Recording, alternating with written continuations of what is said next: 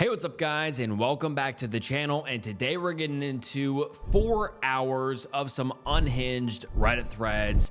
And oh boy, do I have some insane Reddit threads for you guys today. These threads are disturbing, horrifying, depraved, and like the title says, just downright unhinged. So you're gonna want to make sure to stick around. And I appreciate you stopping by, it means the world. And make sure you like the video and subscribe to the channel. The channel subscriber goal is 1 million subscribers before the end of the year, so please subscribe. And you heard me right, this is 4 hours of some Reddit threads, so you're gonna wanna make sure to sit back, relax, grab a drink, and grab a snack. And without further ado, let's get into 4 hours of some unhinged Reddit threads. My wife and her best friend accused me of having an affair, then got angry when I didn't have one. And just a quick warning, this is a tragic Reddit thread. But let's get into it. I, 31 male, and my wife, who is 29 female, had a baby last December. It was a traumatic birth, and my wife developed postpartum depression. While she was originally going to go back to work after the birth, she's been struggling enough that we decided to wait until our daughter was a year old and reassess. She has been going to therapy weekly. With my wife home full time, I've had to work increased hours. This is something we discussed prior to making this decision, and she knew this from the start. A few weeks ago, my boss approached me about a project that would require a lot of overtime in a short amount of time. It would both be great financially and for my career. I talked to my wife about it, and she agreed that I should say yes to my boss. For the 4 weeks I'd be working on this, my mother-in-law and her best friend, Jessie, who is 29 female, name changed, would come help out with some of the duties that I typically do.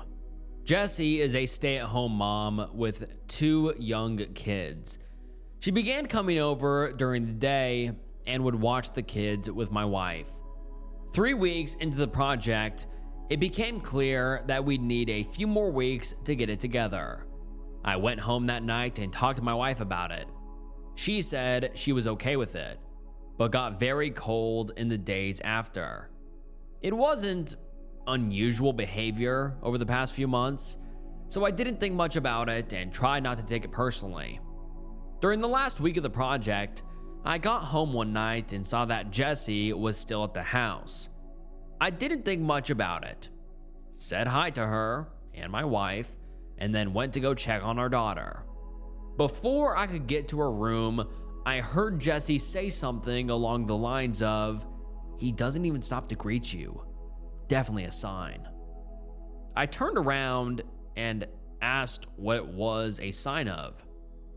Immediately, my wife started crying, and Jessie started accusing me of having an affair.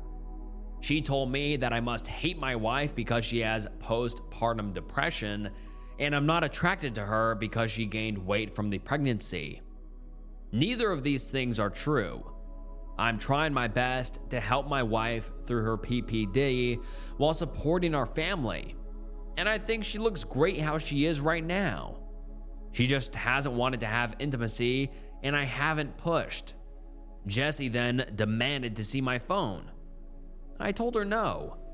She told me that's a sign that I'm guilty. I told my wife that I would let her see my phone if she wanted to. She nodded, and something inside me broke. I guess it was the thought that she actually believed I was having an affair really got to me, and that she didn't trust me after everything we've been through. Well, she looked through the phone and there was no evidence. Jessie started saying that I deleted the evidence. She started screaming and woke up our daughter, so I told her to get out of the house. Eventually, she left and I went to calm our daughter since my wife was still on the couch crying. When my daughter was asleep again, I sat down by my wife and tried to talk to her about what's been happening. She told me that she's been worried ever since I started working all the overtime. I told her that we'd talked about how good of an opportunity it was, and she agreed to letting me take on this project. She said it was very suspicious to increase the length of the project. I told her that sometimes that happens. She wanted more evidence, so I showed her messages and emails with timestamps from work and pay stubs showing the overtime. She said she believed me and was sorry for doubting me. It was just that Jesse had been telling her that these were all signs that I was cheating. I asked her why she believed Jesse more than me, and why she didn't come to me with her concerns. She didn't have a real answer. It's been a couple of weeks and the project is over. I actually scaled back and am trying to work a little less than I was before the project so I can spend more time with my wife and daughter. But I feel so burnt out trying to do everything and becoming resentful because in the back of my mind, I know that my wife doesn't trust me. I ask myself, what happens the next time I have a project? Or I have to run errands one day? Or if I have a business trip? Am I going to come back every time to accusations that I'm cheating? I've tried bringing it up a couple of times, but my wife tells me it's not the time and that she's tired or sad. I try to be mindful of her feelings, but I wonder if that means that I can never have any of my own. I'm not sure what to do here. Any advice for how I can move forward? And now let's get into some of the top comments. Someone says, you need couples therapy and to ditch Jesse. Someone else says, this is a bad situation made worse by your wife's friend, who is possibly projecting her own relationship issues on you guys. I would go to couples counseling and keep reassuring your wife that you love her. Depression makes you think crazy things. I hope the best for you. And someone else says, Jessie probably projected her own problems into your relationship. You have to tell your wife that she should trust you. Maybe some therapy. Her best friend damaged a lot of something that wasn't her problem. She is the devil on your wife's shoulder. And then the OP gives us an update a few days later, and let's get into the update. It reads, thank you to everyone for all of the advice and support on my previous post. I think a lot of you pointed out what should have been obvious, that I need to get a therapist and start looking after my own mental health. A couple people asked for an update, so I'm giving one, but it's not happy. That night, I approached my wife and told her that I was going to find a therapist. I didn't connect it to her accusations or anything, just said that I was having a tough time and needed therapy. She shrugged and told me to do whatever. Next day, I got home from work and our room and my home office were ripped apart. Things everywhere. Important papers scattered. I don't see her, but our daughter's in her room crying. My wife left her alone. Her cell phone's off. I call my in-laws and a few friends, but no one has seen her. I'm starting to get worried and I call my mom to see if she can babysit while I go out and look for her. Before my mom can get home, my wife gets back. Jesse's driving. Jessie doesn't come in. She hasn't been back in the house since I kicked her out because she was offended by my behavior, but my wife does. She's clearly upset, been crying. I asked what happened. I thought at first the house might have been robbed. She starts screaming at me that I'm being unfaithful and that the therapy is a front so I can meet my mistress. I try to calm her down and tell her that's not true, but she came at me and she hit me. My nose is broken. She kind of realized what she did and sat down on the couch and went comatose. Just stared at the wall. I went into my daughter's room and locked the door. Called my mom to tell her what happened. She was already on her way. And my mother-in-law to ask her to come over and take care of my wife. I packed a bag for my daughter, and when my mom got there, we left. My wife didn't even look up. We dropped my daughter off with my dad and then went to urgent care for my nose. I got blood all over my mom's new Subaru. My daughter and I are staying with my parents for a while, and my wife's staying with hers. I am looking into getting a restraining order against Jessie. My wife and I are separating. I love her, but I won't live with someone who hurts me and who could potentially hurt our daughter. I'm not going forward with a divorce yet, with the hopes that my wife will get the treatment she needs and can work things out. My in-laws told me that they're looking at an inpatient treatment at a local hospital, but I also have everything well documented in case of an eventual custody battle. My heart's broken because I know this isn't my wife. This is a sickness in her mind, but I need to keep myself and our daughter safe and give her the space to recover. I'm hoping that this is the right decision. Thanks again, everyone. Edit, thank you all for your feedback. I've talked to my parents after reading your comments and came to the conclusion that for my daughter's protection, I need to file a police report. I am headed to the station now. And let's get into some of the top comments. Someone says, F Jessie. I'm not saying she's the cause of all of this, but she definitely was the catalyst. Bet she enjoyed the circus show she helped produce. And someone replies and says, yeah, sounds like she tried to brainwash OP's wife at every chance and was for the most part successful. This is some premeditated psychopath. I hope for the best, OP. And someone else says, I'm so sad to hear all this. Breaks my heart that you and your daughter have to go through so much pain. I hope it gets easier. And someone else says, wow, from reading this and your previous post, it sounds like Jessie deliberately got in your wife's ear in order to ruin your marriage. More than likely, her life is in shambles and she wanted your wife's to be in shambles as well. For her to be with your wife and not have the baby is pathological. Good for you for having your child with you and for working to get Jessie out of your life.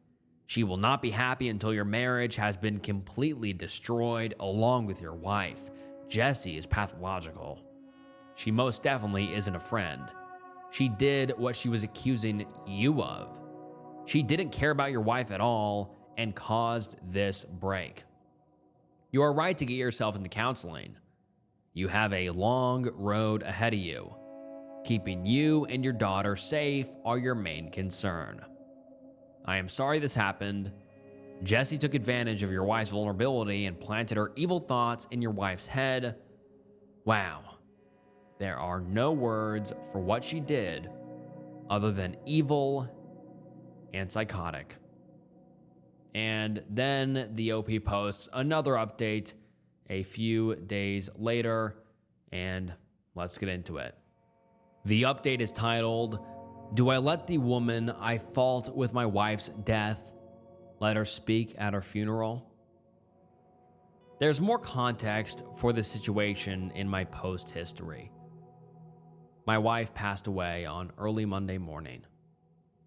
Convinced by her friend Jessie that I was having an affair that I did not have. She had a mental break, which resulted in me taking our infant daughter and staying with my parents for a while. She was with her parents, who planned on taking her to the hospital for an inpatient treatment on Monday. On Sunday night, she came to my parents' house and demanded I give her our daughter. Because she had left her alone for several hours the last time she was responsible for her and had gotten physical with me, I refused. I offered to let her come in and spend time with her while my parents and I were present. But she didn't want to come in, and wanted to take our daughter with her.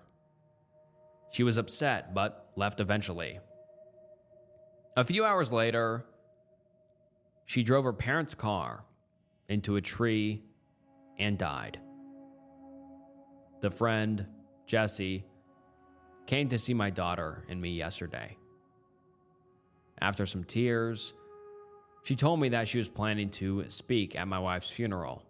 She had already cleared it with my in-laws, but was letting me know as a courtesy. I told her she would not be speaking at the funeral. We fought it, and she left after telling me that I was an asshole and not the only person who loved my wife.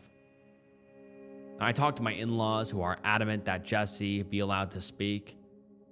She and my wife knew each other since they were kids, and my in-laws are close to her. We are all very fragile right now, and I fear that pushing this further would hurt my relationship with my in-laws, which I don't want. Still, the thought of seeing Jessie up there at my wife's funeral makes me feel sick. I don't think I can stand to listen to her, knowing that she took joy in my wife's deteriorating mental health and picked up my wife, leaving my daughter home alone. That being said, I don't trust myself to make the best decisions right now. My mind is clouded by grief, guilt, and fear. My parents are split on what to do, and I don't have the energy to reach out to my friends. So I'm coming here again to ask for advice. Thank you. And now let's get into some of the top comments. Someone says, my concern is that if Jessie is given a platform to speak at the funeral, she will try to shift the blame for your wife's death onto you. She will call you the bastard that took his wife's reason to live. Giving someone manipulative a platform to be heard is one of the worst things you can do. My concern is that if you don't put a hard boundary here now, you will have this woman haunting your life and stalking your child for years. You need to have a conversation with your in-laws. Air every single detail. Contact a lawyer to see if an order of protection can be granted to you and your child so that Jessie cannot be allowed to see either of you. If you don't do it now, one day, she could try and steal your child, and your in-laws might try to help her. And someone else says, do your in-laws know what she had said to her? Because sitting down and having a conversation with them would be the logical choice. If they knew that this woman had a hand in causing your wife's death, I sincerely doubt they would want her even at the funeral, let alone speak at it. As a matter of fact, make sure as many people as possible know what she said and caused. She preyed on her friend at her most vulnerable time. I'm not even sure how she can look in the mirror knowing she was behind this. And this is the last update we have ever received from the OP. And this is just a beyond tragic story. I mean, the poor OP's wife was dealing with postpartum depression, and instead of getting the help she needed, she got a manipulative friend that spoke just complete nonsense into her ear and honestly probably made her go crazy and worsened the postpartum depression even worse. And now the OP's poor child won't have a mother growing up or throughout their entire lives. And the OP lost their wife in a tragic and just, heartbreaking way because of this unhinged woman who, manipulated and made the OP's wife just descend further into, poor mental health. And I really wish that the OP's wife could have gotten the psychiatric treatment she needed before this entire thing happened. But this is truly just one of the most tragic and heartbreaking threads I have ever read. And I really hope that the OP and the OP's daughter are doing better now.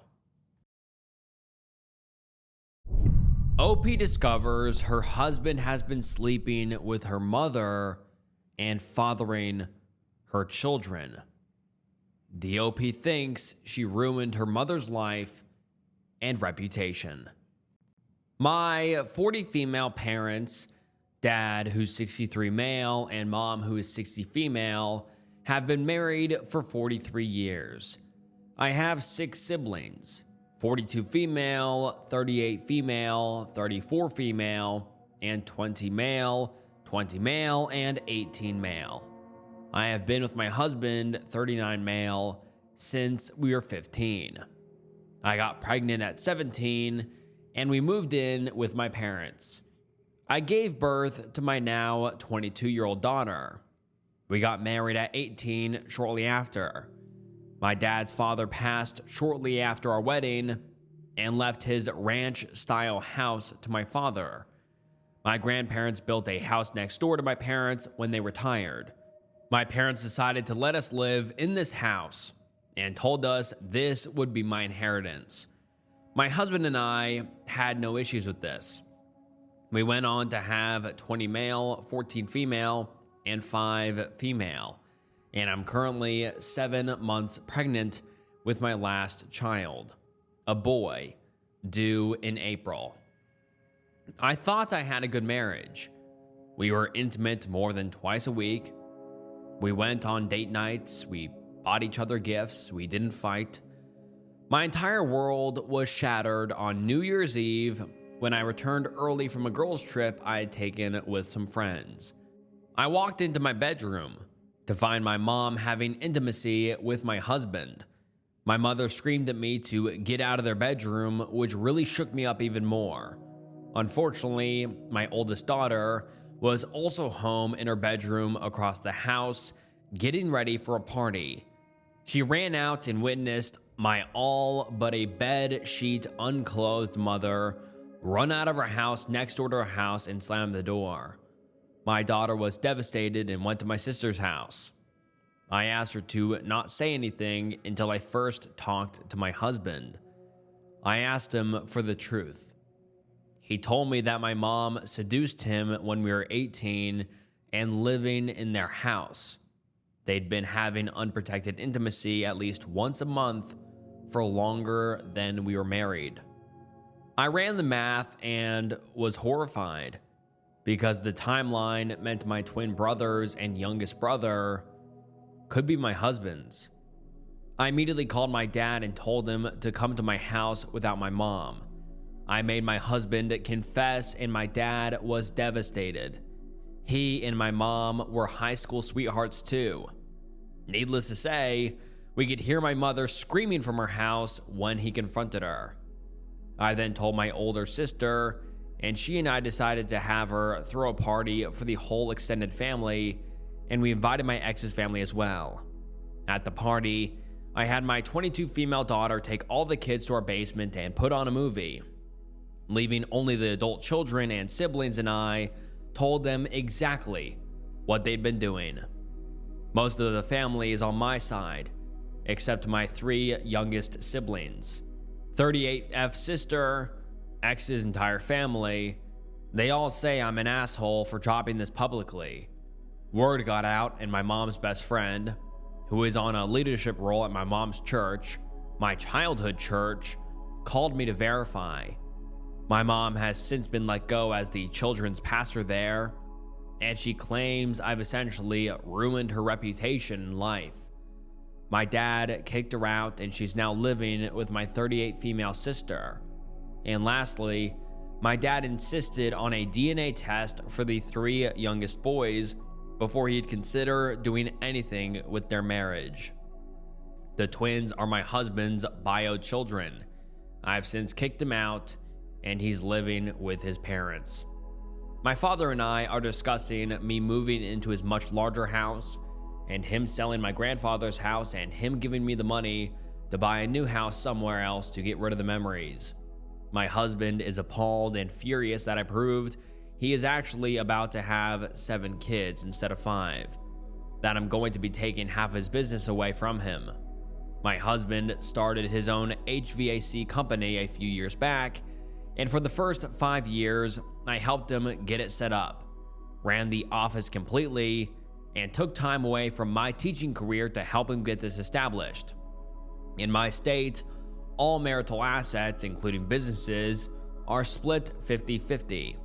Since the house was still in my father's name, my husband will get no money from the sale. Neither will my mother, since inherited assets are not subject to be split in divorces. My mother is also likely to not get an alimony, as our state is not a no-fault divorce state. I'm now over a month removed, still extremely bitter and angry at my mother, especially at her hypocrisy of calling me a bad word and shaming my family when she's done so much worse. I also despise my ex with everything within me now, as he was having intimacy, both my mom and me, in some instances coming to our bed minutes later. He got my mother pregnant less than a week after getting me pregnant, and while I thought it was so cute and fun that I shared a pregnancy experience with my mom, she was carrying my children's half-siblings. He has broken all trust I had in men and being faithful. I have already procured a good lawyer from the firm that helped us in financial matters for both me and my dad is helping pay for it. My twin brothers, one of my sisters, and my entire ex's family have gone no contact with me and my minor children, and my children have essentially lost all of their grandparents but my dad, 2 uncles, and an aunt on my side, and my husband's 3 brothers, due to this mess. I've also developed ulcers and digestive issues because of this, so I'm visiting the doctor soon, and I've been in therapy since the first week of January. I've offered this for my 2 adult children if they need family therapy with all of us, but they're doing individual therapy right now.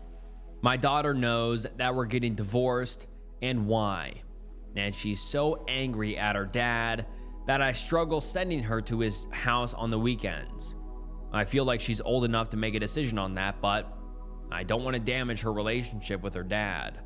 I've told all my kids it's okay to love their dad, even if he hurt me, but the oldest 2 have cut him off 100%. I won't tell my youngest 2 until they're teens why we got a divorce, and everyone else has agreed to not spill anything until they're old enough to understand. As for how I had no idea this affair was ongoing, my husband confirmed to me that they would have intimacy at my mom's office, at church, in their cars, at a motel, and when we built the business. They started having it routinely in his office once I went back to teaching. They also had it in our houses too. When my father would go away on business trips or I'd be out of town, it was pure happenstance that I came home a day early from a trip because I was uncomfortable from being nearly 7 months pregnant and just wanted my own bed for me to find out. Knowing they'd be carrying on this full-blown affair, still, if I hadn't caught them, is what I'm still upset about. The fact that the grandmother and father of my children cared so little about destroying our families is what I can't get past. What's hardest for me is that my own mother would do this to me and would continue to do this for years and not caring when it all blew up in her face that she would be destroying her entire family. Edit. Also, to add insult to injury, my husband confirmed in one of our mediated conversations, the affair started when I apparently made him angry. He didn't tell me and instead vented to my mom when they were alone. She comforted him and they had intimacy. He loved it and then pursued her after that. He said he would have divorced me, but knew he'd get cut off from her, and she was so much better at intimacy than me, so stuck it out with me. He told me I was a placeholder of all the betrayal and low blows. That statement is what keeps me up at night. And now let's get into some of the top comments. Someone says, good on you for not literally killing your husband. I wouldn't be so strong. And the OP replies and says, my pregnancy is the only reason I didn't end up in jail. And another user says, check with your state laws if in the US.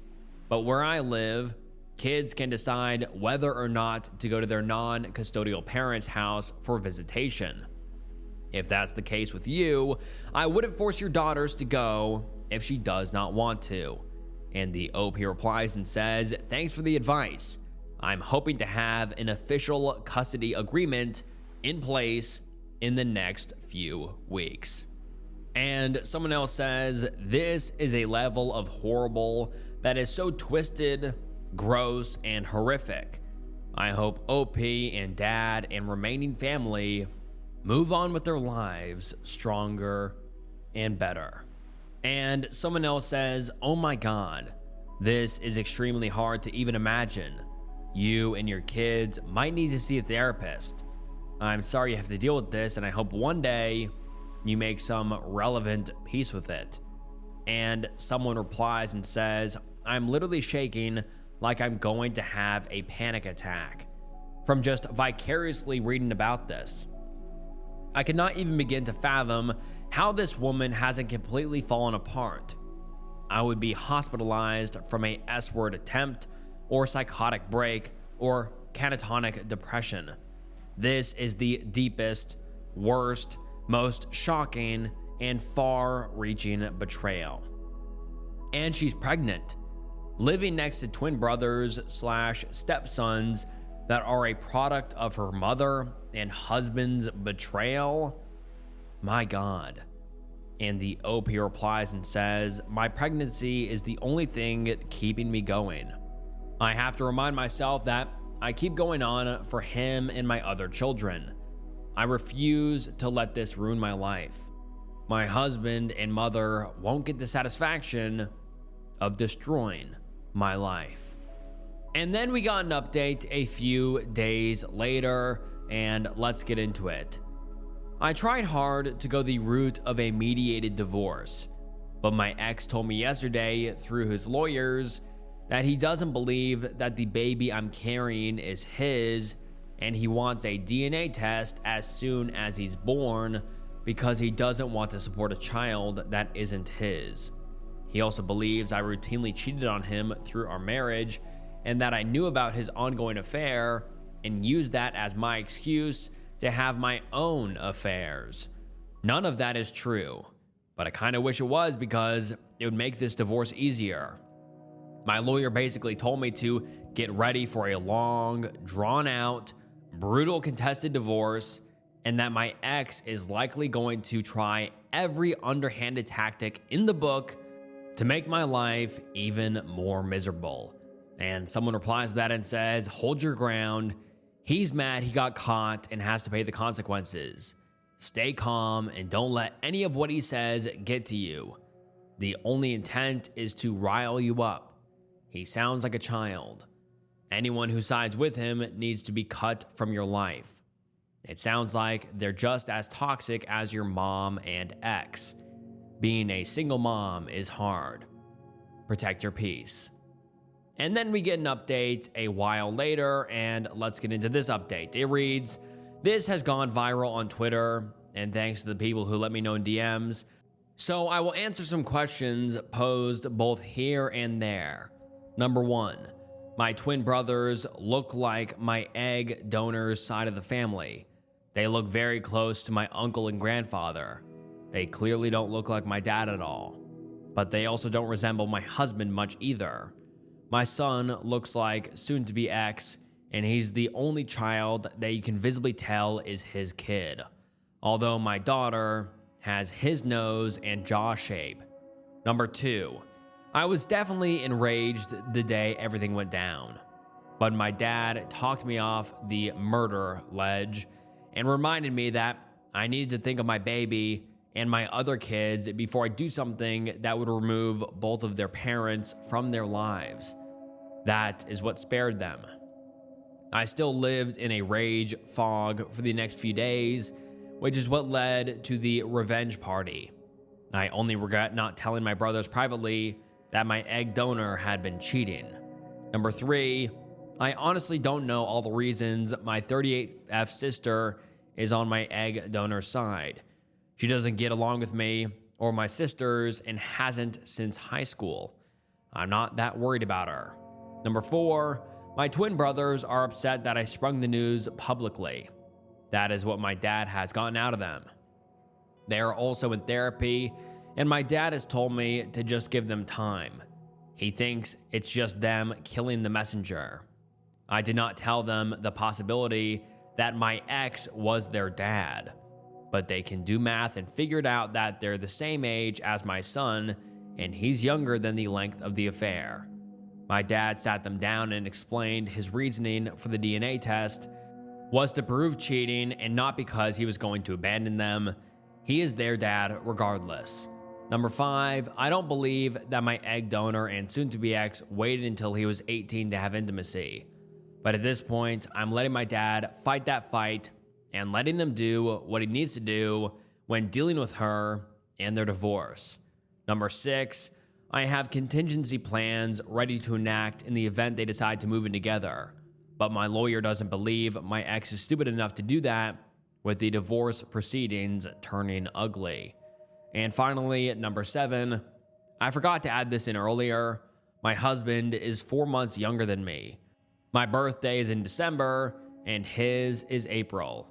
He will be 40 soon. We were in the same graduating class all through school from kindergarten through high school. He's not a full year younger than me, as others have speculated. I'm focusing on my pregnancy, my kids, and moving on. I may provide an update after divorces are finalized, but thanks to everyone for the support and advice. Thanks for letting this hormonal, sad, ragey, bitter woman vent and get this off her chest. And also, you keep hearing egg donor. I think that's just the OP's way of kind of insulting her mom after finding out about the affair. And so basically, egg donor is just the OP's mom, but she obviously doesn't have the respect anymore to even call her mom. But now let's get into update number 3. This reads, I had a phone conversation with my aunt today, my egg donor's sister, and she told me there is a family history of cheating in our family on their side of the family. My grandma cheated on my grandpa for years, but they reconciled. My aunt herself had multiple emotional affairs, but is still married to my uncle. She tried blaming genetics on my mom's affair. I laughed out loud at the absurdity of that attempt to justify our affair, and my aunt is now mad at me for not hearing my egg donor out and her explanations for cheating. My dad and lawyer both say I should hear her out, so I'm still considering doing it right before we meet in early March to establish custody. Edit, I should mention that I asked my aunt if my mama inherited the cheating gene, which child did she pass it on to, and how did my grandma manage to pass it on to both her daughters. So that's probably why she's mad in retrospect. I've honestly lost all sympathy for cheaters after this. And now let's get into update number 4. I tried updating this on that post, but it won't let me add another edit. So here is the latest happenings. I met with my egg donor, dad, and our lawyers last evening. Essentially, my egg donor said she knew it was wrong, but enjoyed the attention. The intimacy was great, and she enjoyed the thrill of it. She kept sleeping with my dad because she enjoyed their financial stability and carefree life and wanted to stay married. She purposefully slept with him after each intimacy encounter with my ex to endure if she got pregnant, she could pass the child off. She also admitted to enjoying the knowledge that my ex enjoyed intimacy with her more than me. She then said that she is moving in with my ex to his new place and that she invited the boys to live with them. The twins have visited once since the affair went public and told her they don't like my ex and refuse to treat him like he's their father. She said eventually they'll come around once she's married to my ex, and then she'll have her family back. I laughed out loud and told her she was delusional and needed psychiatric help. Then I told her I would be taking out an order of protection against her so she'd have no access to my minor children. She called me a jealous and ungrateful cow for not appreciating that she didn't have an operation to get rid of me and let me live. She said I should be happy that they didn't kick me out when I came home knocked up. She even had the nerve to say I should be thankful she kept my husband happy when I couldn't, so he didn't divorce me and leave me a broken and damaged goods single mother. She then told my dad she suffered from postpartum depression after my birth, and my dad ignored it and her and made her feel alone, so she felt justified in hating me and to have affairs. She admitted to having multiple affairs from 6 months after I was born until New Year's Eve and said she'd still be doing it if I hadn't ruined anything. So, my 38 female sister and 34 female sister could not be my dad's either. My dad is even more heartbroken and angry, but we did have both our lawyers present and we got it on record. My dad has already reached out to my siblings, but to nobody's surprise, I guess my 38 female sister already knew it was a possibility because my mom told her about both affairs when the twins were born, and she knew they might be my dad's and kept it from us. My dad is devastated by that even more than losing his relationship with my mom. I'm not sure their relationship will ever recover. I genuinely have no clue what is wrong with my 38 female sister. My 34 female sister doesn't want a paternity test and said our dad will always be her dad. My dad is fine with that. I sent a message to my ex through my lawyer that I will be filing an order of protection tomorrow so that my kids won't have to go to my ex's house if my mother is there. Neither one has even attempted to find new housing either. So I guess she's planning to move into my ex-in-law's house. I really don't want my kids around that mess. He has yet to respond, but at this point, I really don't care what he wants. P.S. My family knows about these social media posts, as do the lawyers, but my ex and egg donor have zero chance of a good outcome in the divorce, so I'm going to be petty and enjoy their anger about being exposed, so I'm leaving it up. They can stew in their filth and know that not only does our town think they're terrible, so does the world. And I have permission from my younger sister to share what happened last night. I don't really care what my 38 female sister thinks. And now let's get into the final update the OP has for us. And the update reads, "Hello.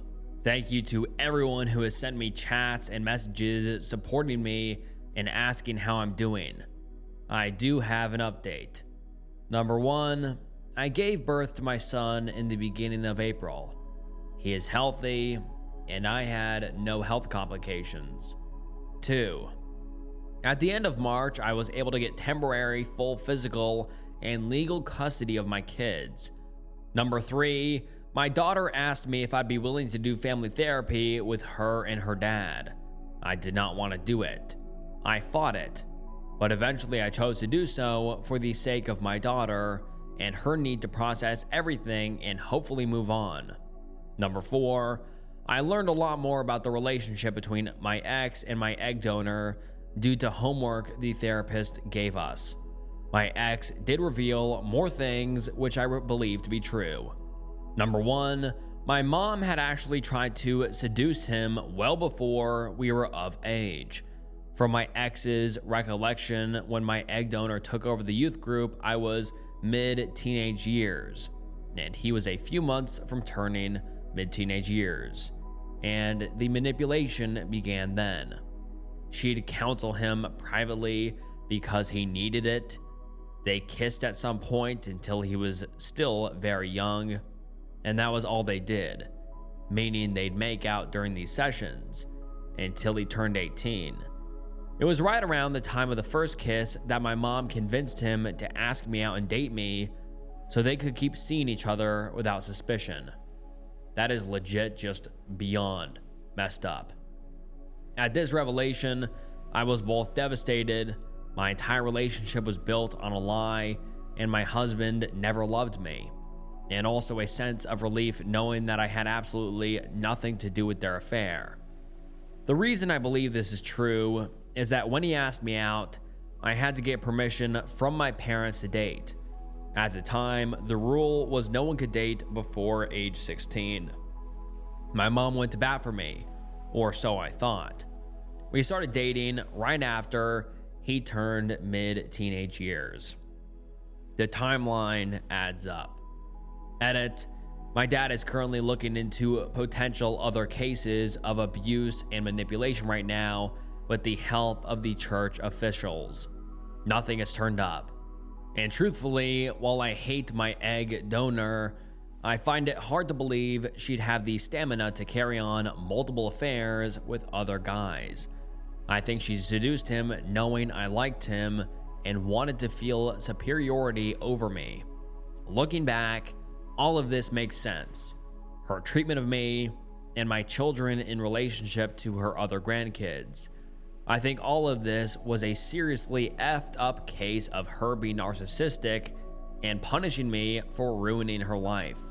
Number 2, they did not have full intimacy until he turned 18, and I guess that was his birthday present from her. Number 3, my 22 female and 20 male children are still not speaking to him, which he has come to grips with and understands they'll likely never reestablish contact with him. Number 4, the twins and I have fully reconciled. Now for the egg donor.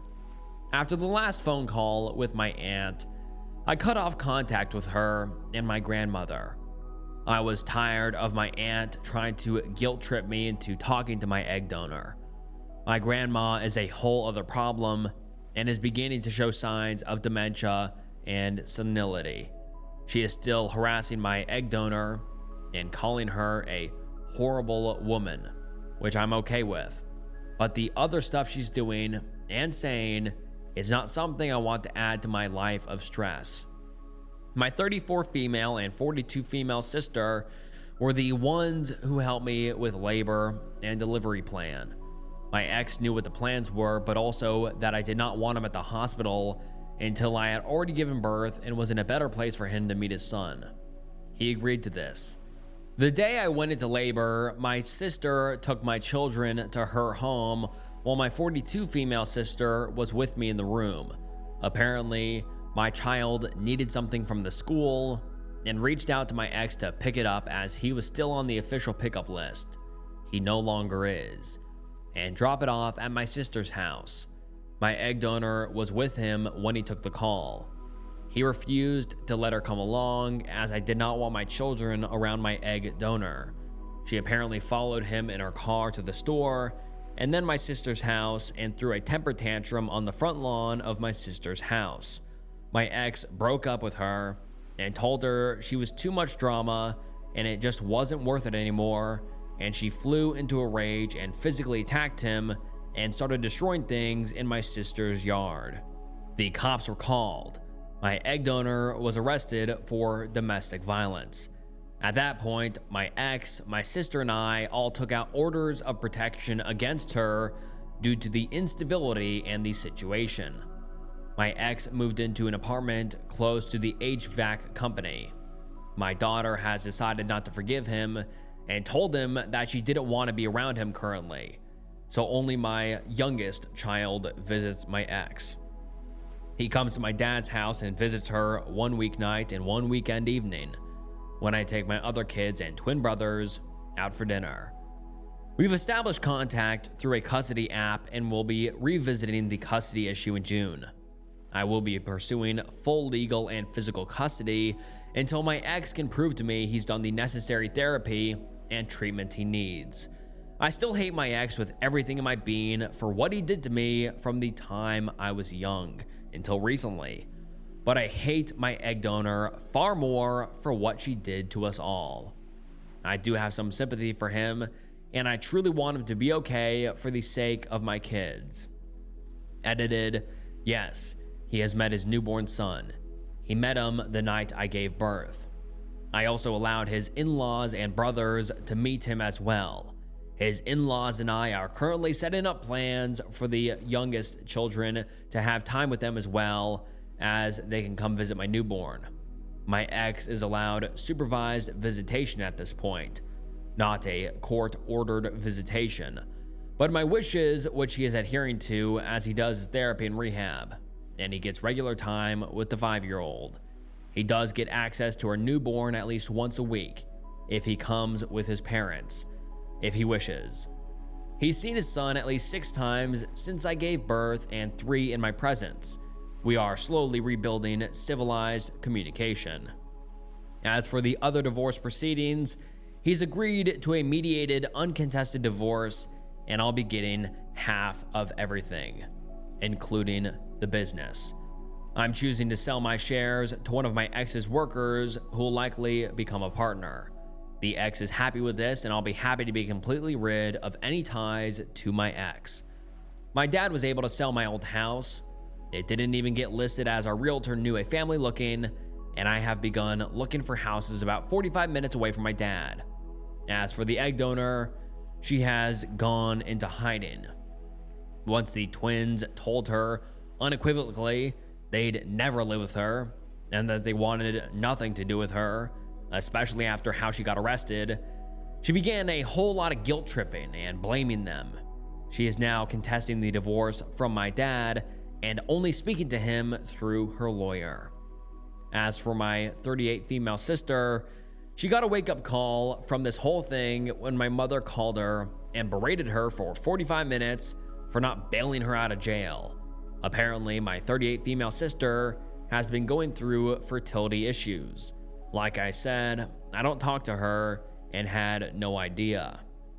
And she's been stressed out and anxious and feeling bad about herself, which is why she let our egg donor manipulate her, because she felt good about herself when she was getting all the positive attention, when she wasn't willing to pay the money to bail her out, as she and her partner were saving up for another cycle of IVF. She realized that she was being manipulated and reached out to me.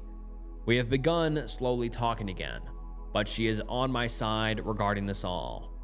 She is also talking to my dad again, which for his sake, I'm happy that he is able to reconnect with her.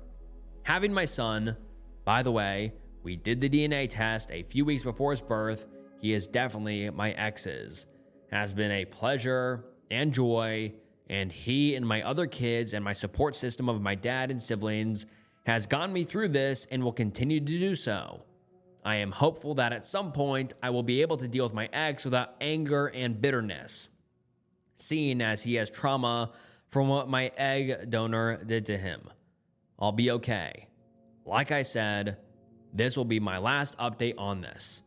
So thank you all for the kindness, love, and support. And now let's get into some of the top comments. Someone says, OP sounds like she's showing a lot of grace during an absolutely horrific situation. I'm glad she has supportive family and friends around her.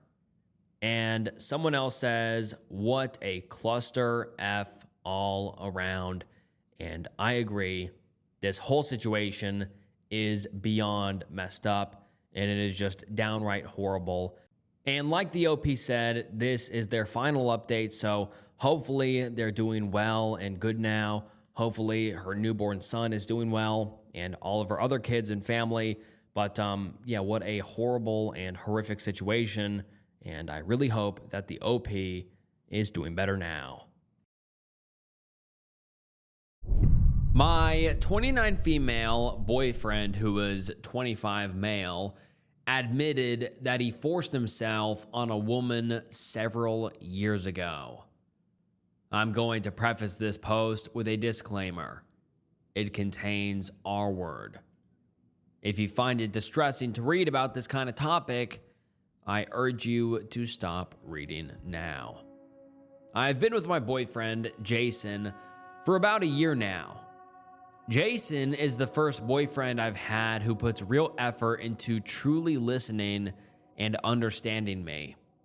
He can listen quietly as I describe a list of events from start to finish, while he only back channels and then in the end expresses nothing but sympathy or helpful commentary. When I'm facing a tough decision, he asks helpful questions which help guide me in the right direction. When I'm in trouble, without a second of a thought, he is the first person I call. He is a dream come true. My parents love him. My sisters love him. My friends love him. The only person who ever disliked him was a male friend of mine, completely platonic, who said he gave him the creeps. I have since fallen out with this male friend for tangentially related reasons. Also, he was just kind of a giant D-head, so I don't think he had any sort of sixth sense. He just never had a nice thing to say about anyone but himself. Anyway, 2 nights ago, Jason and I were discussing our first real crushes. It was innocent enough topic as, being completely devoted to each other, we have grown well past any jealousy issues in our relationship. I went first, talking about a boy I knew in college who ultimately broke my heart. When it was Jason's turn, I realized it wasn't a silly rom-com like mine. It was a effing horror story. He called it a dumb misunderstanding. He described stealing a pair of her underwear. He called it a drunken mistake. He described pushing up against her and touching her butt without her consent at a party. He called it one stupid night. She was completely drunk in her bed. He climbed in. He unclothed her. She was half asleep. He did the deed. The way he tells it, it wasn't even intimacy. It was one person acting on a victim. His retelling of the events ends with her crying and kicking him out, never to talk again. I know he truly regrets it because at the end of the story, he was full on sobbing.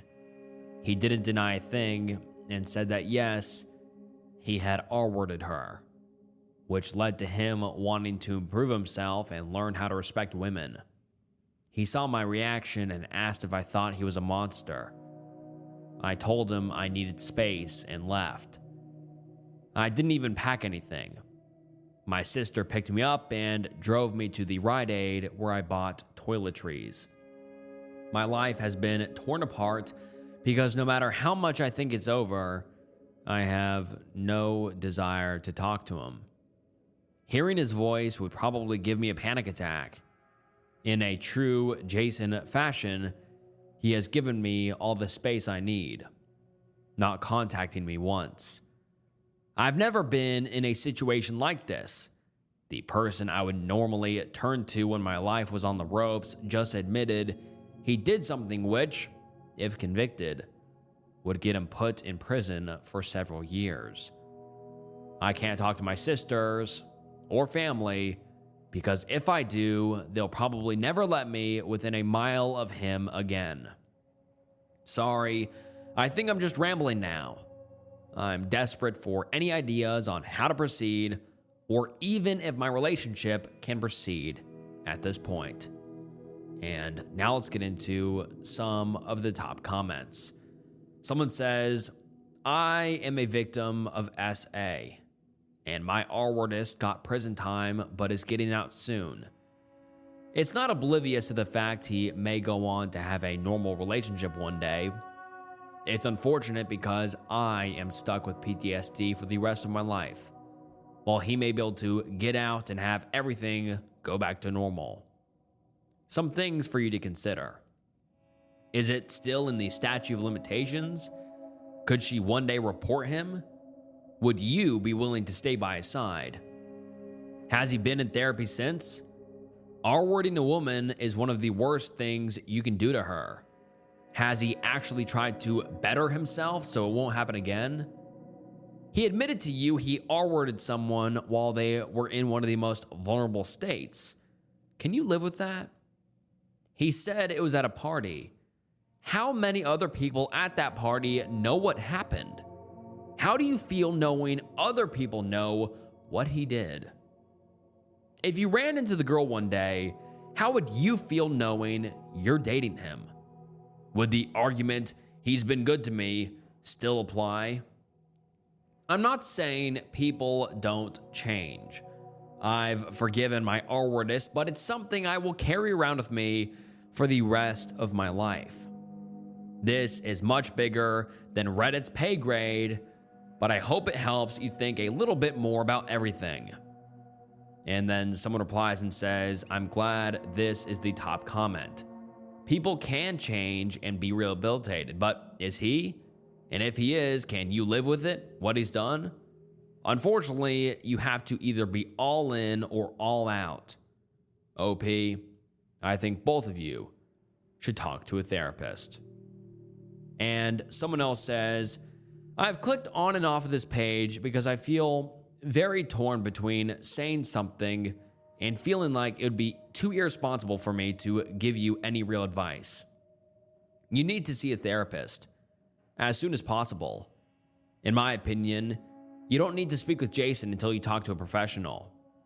If you ever speak to him again, it may need to be on the grounds of only speaking to him in the presence of a therapist. Tall order, I know. And I want you to know there are amazing men out there who can't even stand R-word scenes in movies and are great listeners and partners that will absolutely make you happy without you having to internalize a horrific moral conflict. Here's why I think the more neutral or forgiving comments in this thread are potentially dangerous. For one, they're tempting for you because you want to go back to the supposedly loving relationship you were enjoying a couple of days ago. But second, they very seriously undermine the real possibility that Jason has other faces that he does not present to you, but might do so eventually if he can successfully manipulate you. There is a real chance he might do you some harm one day. If not you, your sister, best friend, or maybe even a child. Women and girls are killed or R-worded by someone they know far more than by a stranger. And it happens because predators are just the right amount of manipulative. It doesn't surprise me that the only one person in your life has ever gotten the creeps from him. It doesn't surprise me that he's often a voice of reason for you. I know it's tempting to empathize with him and to buy into his remorse and deny that he could be a monster now. But you don't have to sacrifice your moral compass to be in a happy relationship with someone. You don't have to risk your safety like this. Don't try to interpret the morality of his voluntary confession based on the comments in this thread. That's not something I would try to unpack without professional help, because you're going to want to give him the benefit of the doubt. I'm so sorry, hun. I hope you feel comfortable enough to share this with someone close to you soon. And someone else says, R-word, murder, and being a predator are 3 past mistakes that are unforgivable and inexcusable. If he really felt remorse, he would go and tell the police what he did. A R-wordist crying about them R-wording a woman making themselves into the victim is disgusting.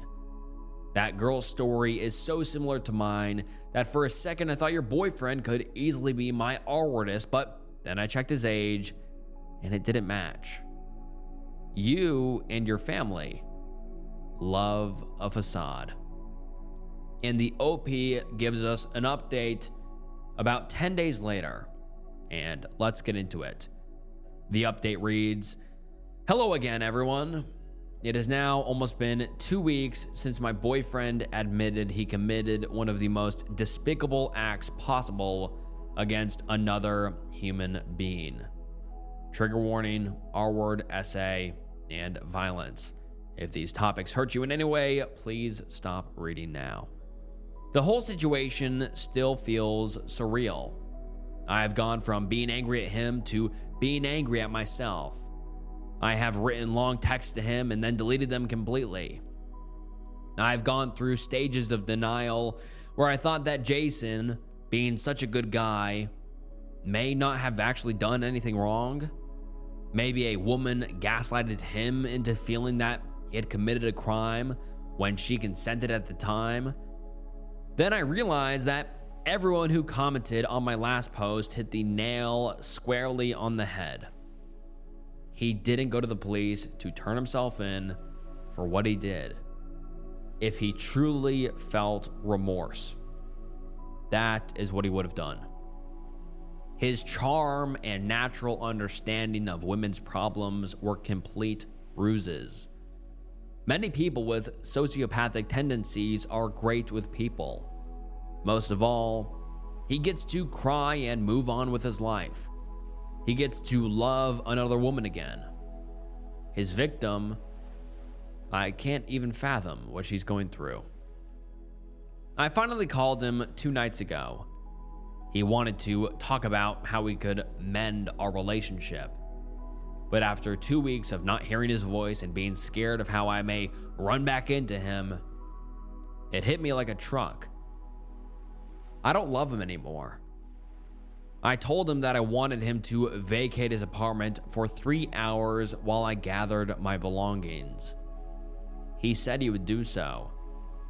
I ended the call by telling him that if he felt any remorse, he would go to the police and accept all charges for what he did, not contest them in court, and take his punishment. He started talking about how that wouldn't bring justice to his victim. Then he said that he loved me. Twisted F word. I showed up the next morning at the decided time with my sister. He was nowhere to be seen. I'm confident he won't contact me again. Thank you all so much for helping me through this. I'm going to find a therapist as soon as possible.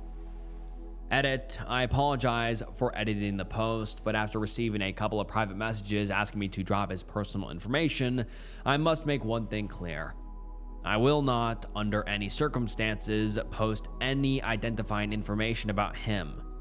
It is not only against site-wide rules, but if I were reckless enough to do that, he could sue me. Again, I repeat, nobody is getting his information. He is a monster. He probably deserves worse, but it will not be coming from me.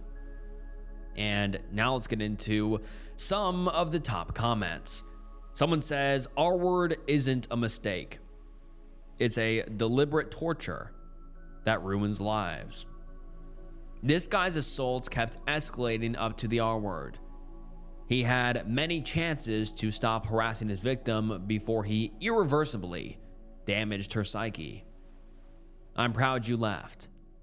I can't imagine a self-respecting person continuing the relationship with a R word. And someone else just says, "I respect you."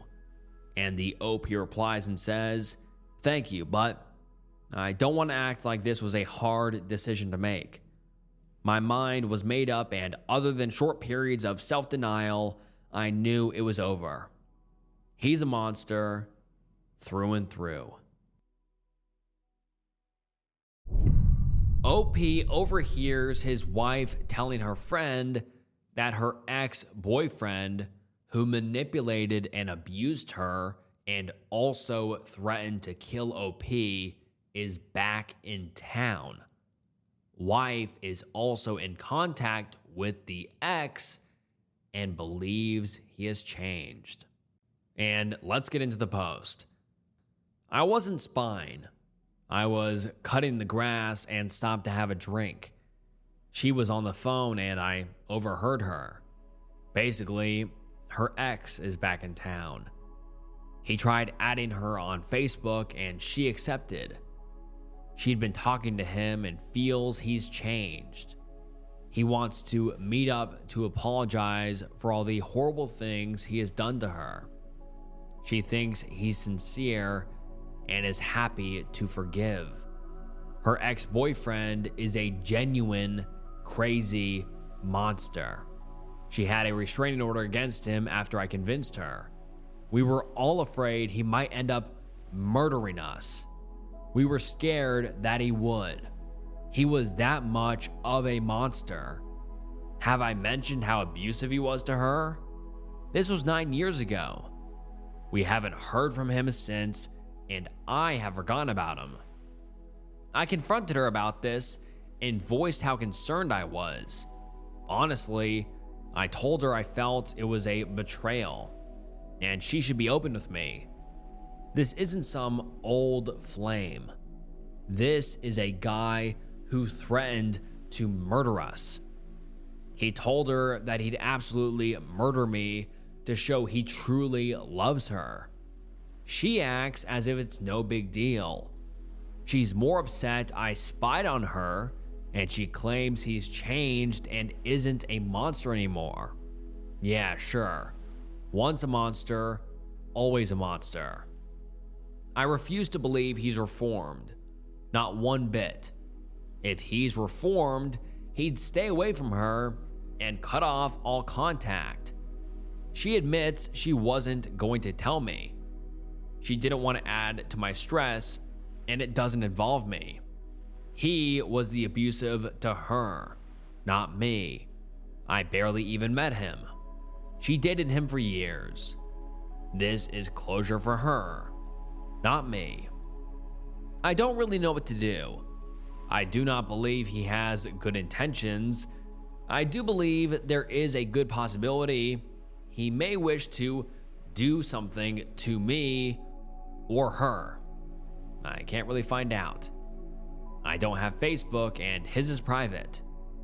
How can I convince her that this is a very bad idea? How can I tell her that I'm not controlling and that this affects me too? And let's get into some of the top comments. Someone says, no, just no. She does not need to meet up with him for any reason. She should unfriend him immediately. 9 years of no contact is all the closure he needs. And the OP responds and says, that's what I said. Why would she want contact with the guy who did so much damage? Guy is at least mid-40s now. Why would she even want to talk to him? He manipulated her at an early age. They met when she was a young teenager. The moment she was legal, it was game on, and he took over her life. Another user says, I am sorry, but your spouse is being naive, insensitive, and reckless. Please go to the police station ASAP with a copy of the old restraining order and talk to an officer about what is going on between your wife and her ex. Get the officer's card and advice. There is absolutely no reason for her to meet up with him. The fact that she was willing to withhold this information from you clearly demonstrates that her ex still has control over her, and that is what he wants. I would let her know in no uncertain terms right away that the choices you both make affect you as a couple, and if she engages her ex in any way, you will never be able to trust her to have your family's safety and best interest at heart. If her ex wanted to see your child, would she oblige to that too and not tell you? The choice is hers. Number 1, appease her abusive ex, assuage his feelings, and risk losing everything you have accomplished together, sneaking away from your home to honor her ex's demands, or number 2, block all lines of communication with her ex and commit to honoring her marriage vows and personal safety. You have some hard decisions to make too, because she has a trauma bond with him that allows him to manipulate and access her, and that makes this triangle dangerous for your life and future. Check to see if she has a new insurance policy on you. She can't love and respect you well because she does not love herself or really know what love is at this point. If you don't adamantly put your foot down on this and be willing to walk away, she will never respect you. And another commenter says, not sure what to tell you to do here, but I empathize with you. It takes a lot of time and effort to distance yourself from a psychopath. Getting back in contact is like erasing those 9 years of progress. The fact that your wife intended to hide this from you and was even considering meeting up with him absolutely indicates that he still has a grip on her and is influencing her thoughts and actions. I feel like an ultimatum is in order here, although the outcome will be dramatic either way. And the OP responds and says, that scares me, because he absolutely would have murdered her. Hell, even if she didn't break up, he still would have killed her eventually. He R-worded numerous times and once so hard it sent her to the ER. I begged her, pleaded with her to go to the police and see him locked up. She wouldn't. All she would do was a restraining order. And then someone replies to the OP here and says, this is a situation that is beyond your control. And for your safety of you and your kids, I think dramatic action is warranted. If it were me, I would say cut off all contact or we're getting divorced. And then the OP comes back with an update 2 weeks later, and the update reads as follows. It's been a wild 2 weeks. I didn't have much of an update, but I knew this wasn't going to end well. I got a text from her sister warning me about it. She was begging me to stop her from doing this. So I did something really stupid. I broke into her Facebook. My fears were confirmed. She'd been talking to him for a good while. Most of it was on alt accounts he made, but she finally conceded maybe he was genuine. She said she thought about him and thinks they were young and made stupid mistakes. He claims it was just because he was not mature and never meant any of the terrible things he did. BS. They're going to meet up at a cafe, have a few drinks and talk. They were flirting. I didn't confront her. I wish I did, but I didn't know what else to do. Wednesday of last week, she said she was visiting a friend for dinner and wasn't going to be home. I wasn't dumb. I told her if she's going to meet her ex, don't bother coming home. She told me I was just being paranoid. Again, BS. After much stewing, I decided no, I can't trust her. I go to meet up with them. Surprise, she's with him, and they aren't just talking. They're being really intimate. I can tell she was flirting. I just lay it out. I made a fool of myself and effed myself over. I confronted them and told her we were leaving. I made a big scene. She was mortified and enraged when she learned I broke into her Facebook. In the end, I left alone after the manager threatened to call the police. She didn't come home that night. She came home in the morning and didn't say a word. Just threw her ring at me and packed her bags and took the kids. Don't contact her ever again without a lawyer present. She's going to file a restraining order against me. She's staying with him now. It's over. And now let's get into some of the top comments. Someone says, get a lawyer and file for temporary full custody, as she is exposing your kids to a person who made a verified attempt on murdering you. And someone else replies and says, yes, make sure the lawyer gets any criminal records of the guys. My mom had an abusive boyfriend when I was a kid, and watching a parent get beaten up when you're so little is not something I'd wish on anybody, even if they don't hurt you. Witnessing abuse as a child is traumatic. And someone else says, when she tries to come back, tell her to go F herself. The end. And someone replies and says, and we all know she will. Another person says, the trash just took itself out. It hurts now, but there's nothing you could have done differently. Your only role is to try to find peace and move forward in a healthy way. And the OP replies and says, she's not well. Her ex is abusive and has been manipulating her since she was very young. And another user says, I was correct on my previous post. Most abused go back to their abuser, but the story repeats itself. The guy will abuse your soon-to-be ex-wife again. That's a fact. It will happen and nobody can stop it. You have to consult a lawyer now and get your kids out of there. She's not a safe partner. She never was. All the best. And this is the last we have ever heard from the OP. And I mean, it's insane how short this thread is. In total, it's 6 paragraphs. The first, post that the OP made and then the update.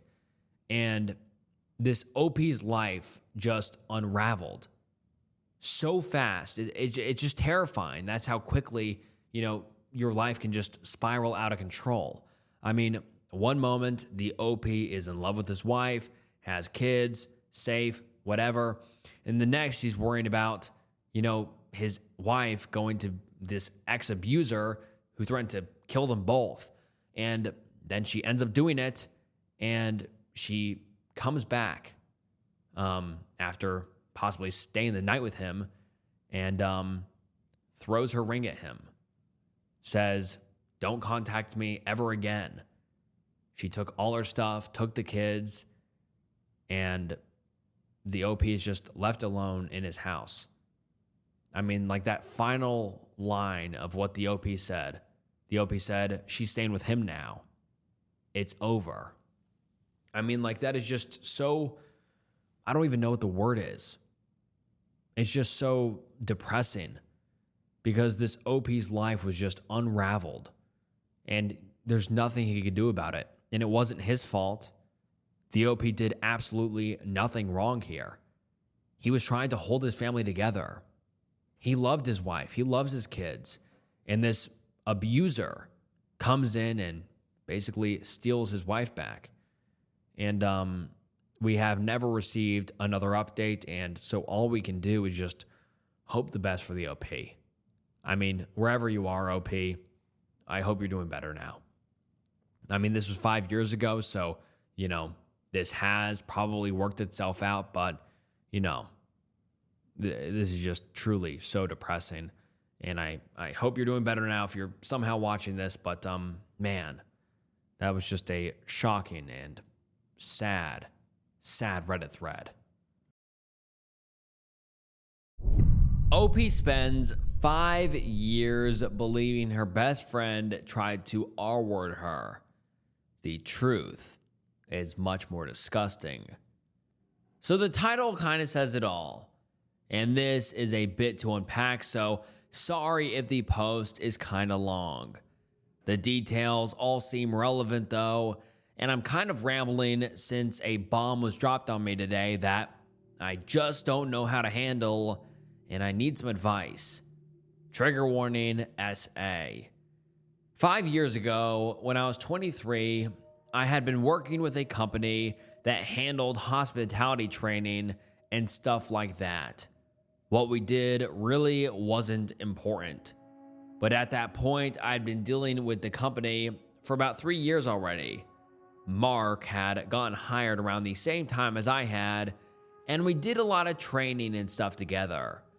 We got put in the same call center group and all around just became extremely close friends that hung out after work since we lived close to each other and we were both unattached.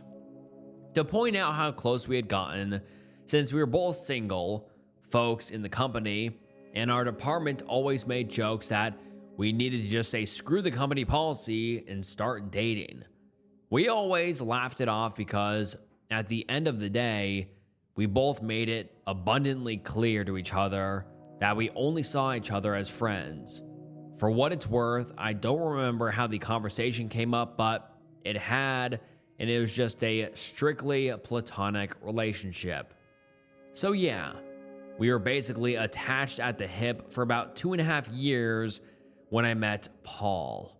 At the time, 29 male and currently 34 male, and began dating him. Paul and Mark got along somewhat fine at first, but a few months into dating Paul, started to get upset if I said I was going to grab dinner with Mark after work, even if Paul was working at the time since he had his own long hours. For what it was worth, Mark seemed to understand where Paul was coming from and only grabbed dinner with me when I asked him, never prompting it himself.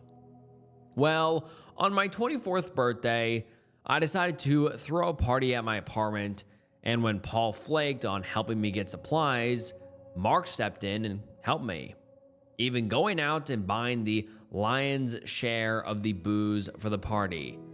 The party got going, and Paul ended up showing up an hour after most of the others were there. After a few hours, most of the people started heading out, leaving a few people sleeping in the living room because they were too drunk to drive, and then Mark, Paul, and myself. Mark insisted I go lay down since it was my birthday, and he knew I was already pretty drunk myself, so it wasn't right for me to clean up after my own party. So I said goodnight to everyone, and Paul helped me back to my room. Like I said, I was pretty drunk, and while I remember the night, I also remember being very off my normal composure. He put me in bed on my side, facing the wall, and then left, and I pretty quickly dozed off. Trigger warning now, skip this next part if you don't want the bad details, but it's the only way I've been able to even sort of come to terms with all of it after my time in therapy. The next thing I remember is loud music blaring in the room and feeling completely bound. I was still inebriated, but as I tried to move around, I could feel I was tied to the bed and could feel someone on top of me. I was laying on my stomach, and there was a hand on the back of my head pushing it into the pillow, so I couldn't see anything, and I could feel someone stumbling to try and pull my pajamas down and shoving his hand against me. Someone was pounding at the door until I heard a loud crack, and then Mark and Paul's voices arguing. The pressure pulled off my head, and I could see the one of them pulling the other away, but in the darkness, I couldn't tell who was doing what, but there was a lot of screaming and crashing. A few minutes later, Paul comes back in the room and unties me from the bed and just holds me, telling me Mark had been trying to R-word me. I wanted to file a police report, but Paul convinced me not to, since he had gotten there in time and, quote, nothing had happened, which I should have taken as a red flag, but I just didn't at the time because I was so relieved that I had been saved. I took a few days off from work, blocked Mark on all social media, but not before he texted me trying to tell me that Paul had been the one to attack me and that he was the one that saved me. I didn't believe him because it had been Paul that came in and untied me, and if Paul had been trying, then why would he do that? Plus, if we were dating, and it just didn't make any sense to me, so I thought Mark had just snapped or something. I ended up quitting from the company before my time off ended because I had been starting to look at advancement in my career and moving on, so I just decided that was my sign and tried to run away from it all. Paul and I kept dating for about 6 months after that until I caught him cheating on me with a lady from his office. Maybe this should have been a bigger red flag to me too, but I had been trying to distance myself from what had happened. Then life went on.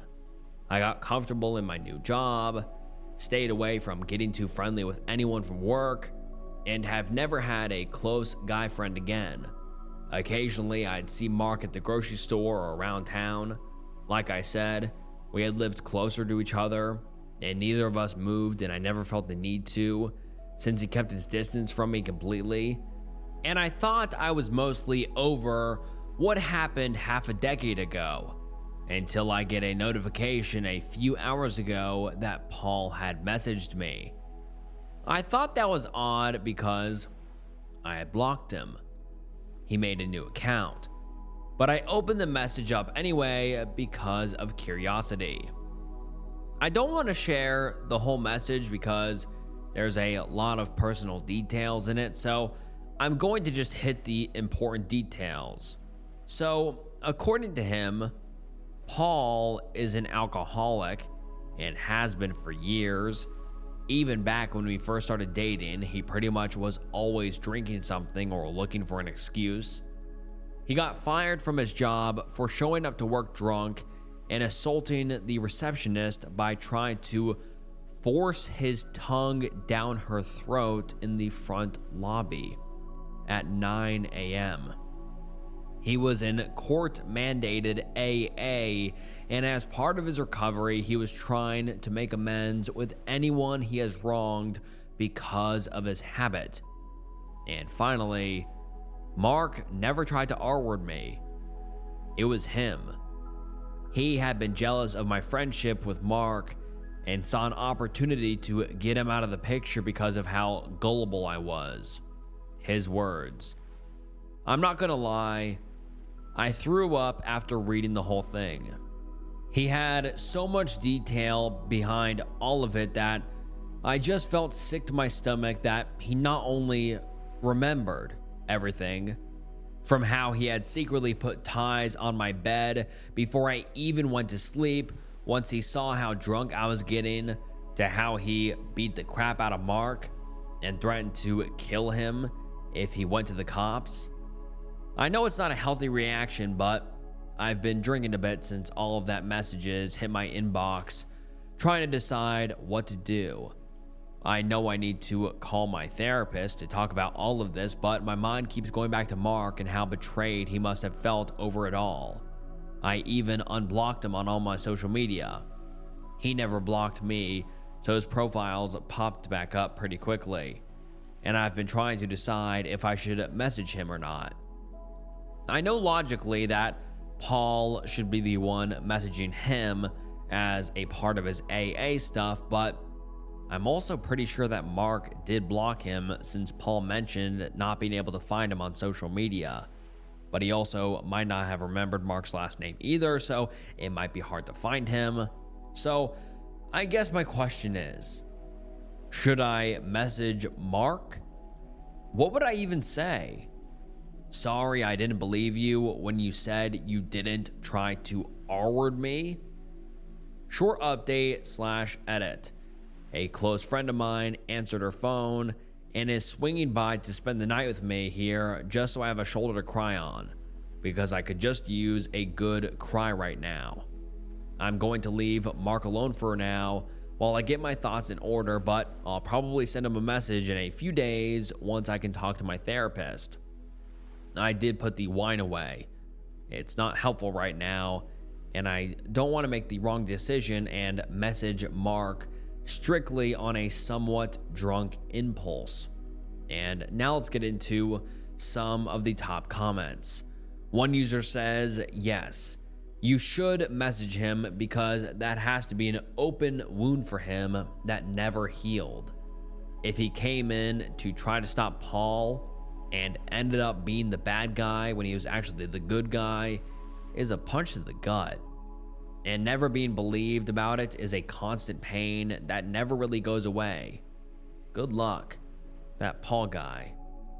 Glad he isn't part of your life anymore. Wow. And the OP responds and says, this is exactly why my mind has been going to Mark, because I feel so incredibly guilty.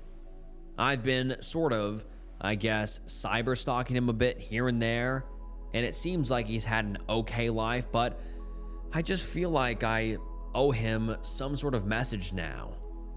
And another commenter says, all I'll say is that you shouldn't be surprised if Mark wants nothing to do with you after you tarnished his name and kind of his soul in a way.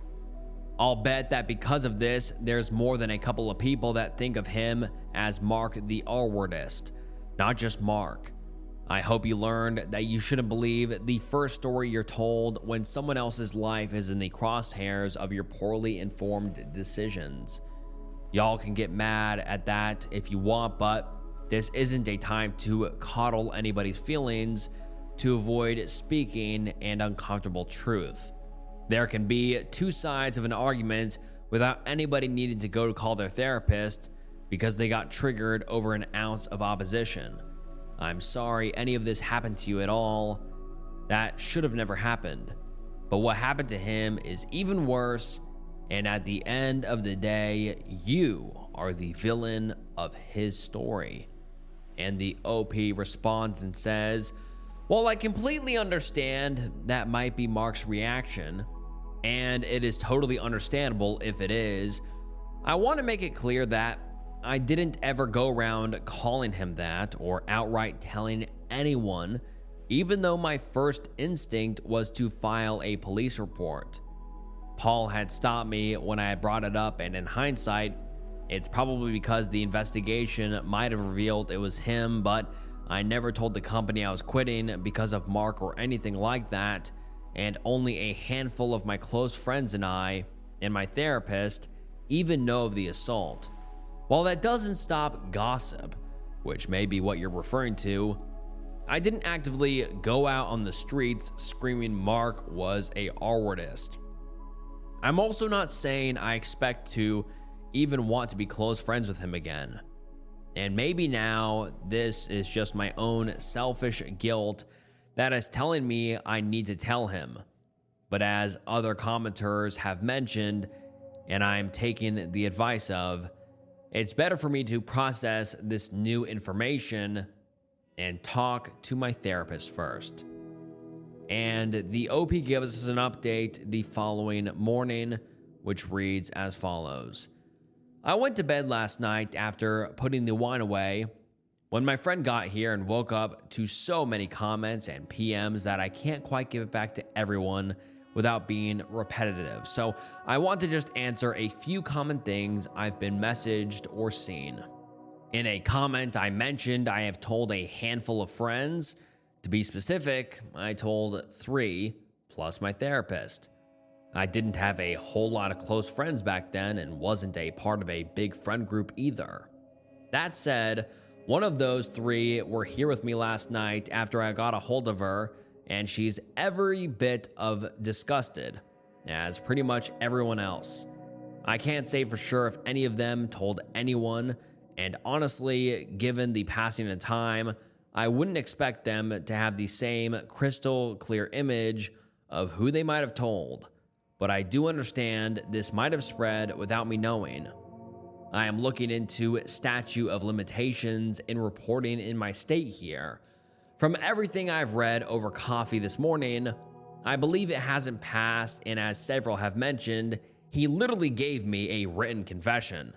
As for how I didn't realize Paul was an alcoholic, well, I don't have a good answer for that. I'm going mostly based on his message that told me he was always drinking, even back then. We weren't living together, and as I mentioned, there were plenty of days that I didn't see him versus when I did, and I don't even know now if he was even working late all the times he told me he was. I have texted my therapist and I'm waiting for a reply now. I'm hopeful she has some time this afternoon or tomorrow that I can speak with her, but my friend is staying with me until I can speak with her just so that I don't have to be alone right now, and I can't say just how much I appreciate it. To those of you that have provided advice or shared your stories with me, thank you. Deeply, from the bottom of my heart. Thank you. Last night when I received that message, I was thrown for such a loop that I didn't know where to begin or how to unpack it all, given the time that had passed.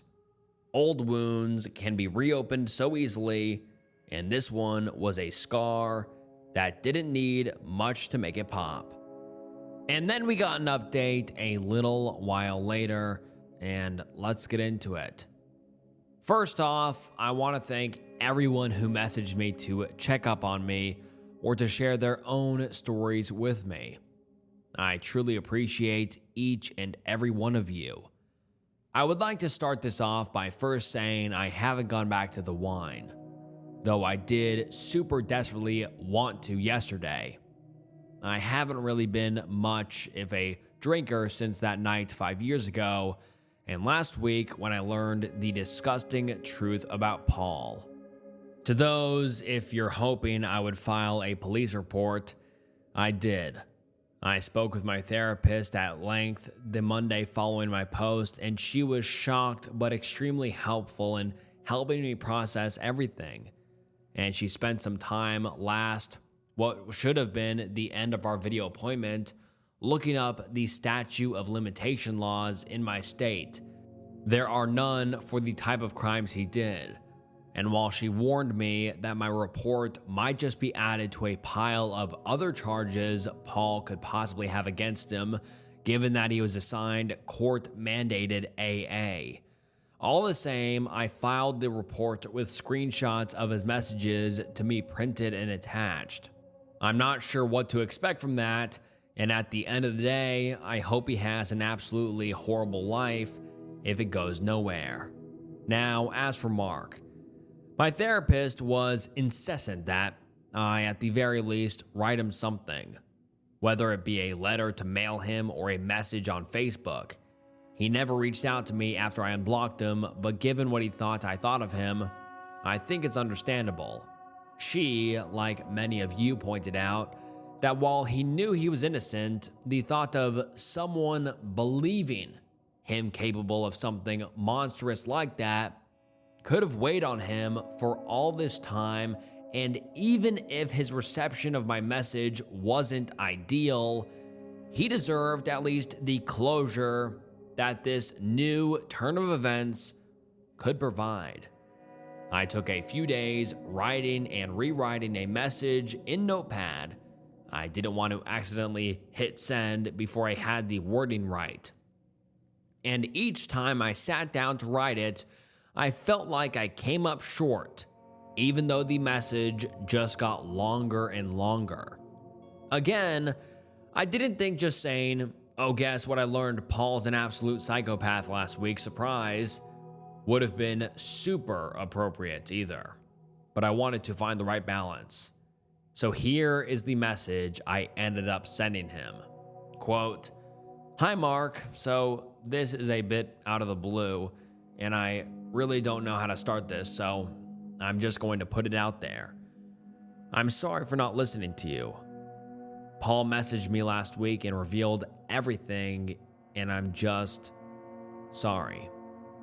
This isn't easy to write, and you deserve so much more than just an apology so long after the fact. There's no excuse for me not giving you the benefit of the doubt other than I let myself be stupidly gaslit by a psychopathic maniac." And then a screenshot of his confession to me. This is the message he sent me. It even confesses to an assault on you in the event that you'd like to press charges against him, as I have already filed a police report for what he did to me. If you would like to talk about any of this at all, my inbox is open.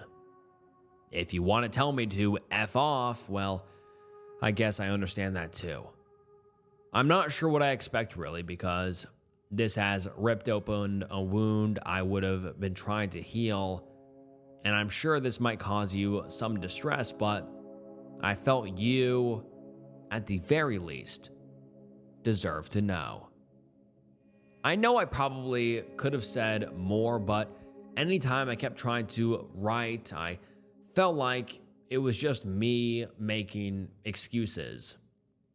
I sent that to him this past Friday, and I'm pretty sure he read it sometime between Friday and Saturday, as the red notification had been there when I checked Facebook again at lunch on Saturday.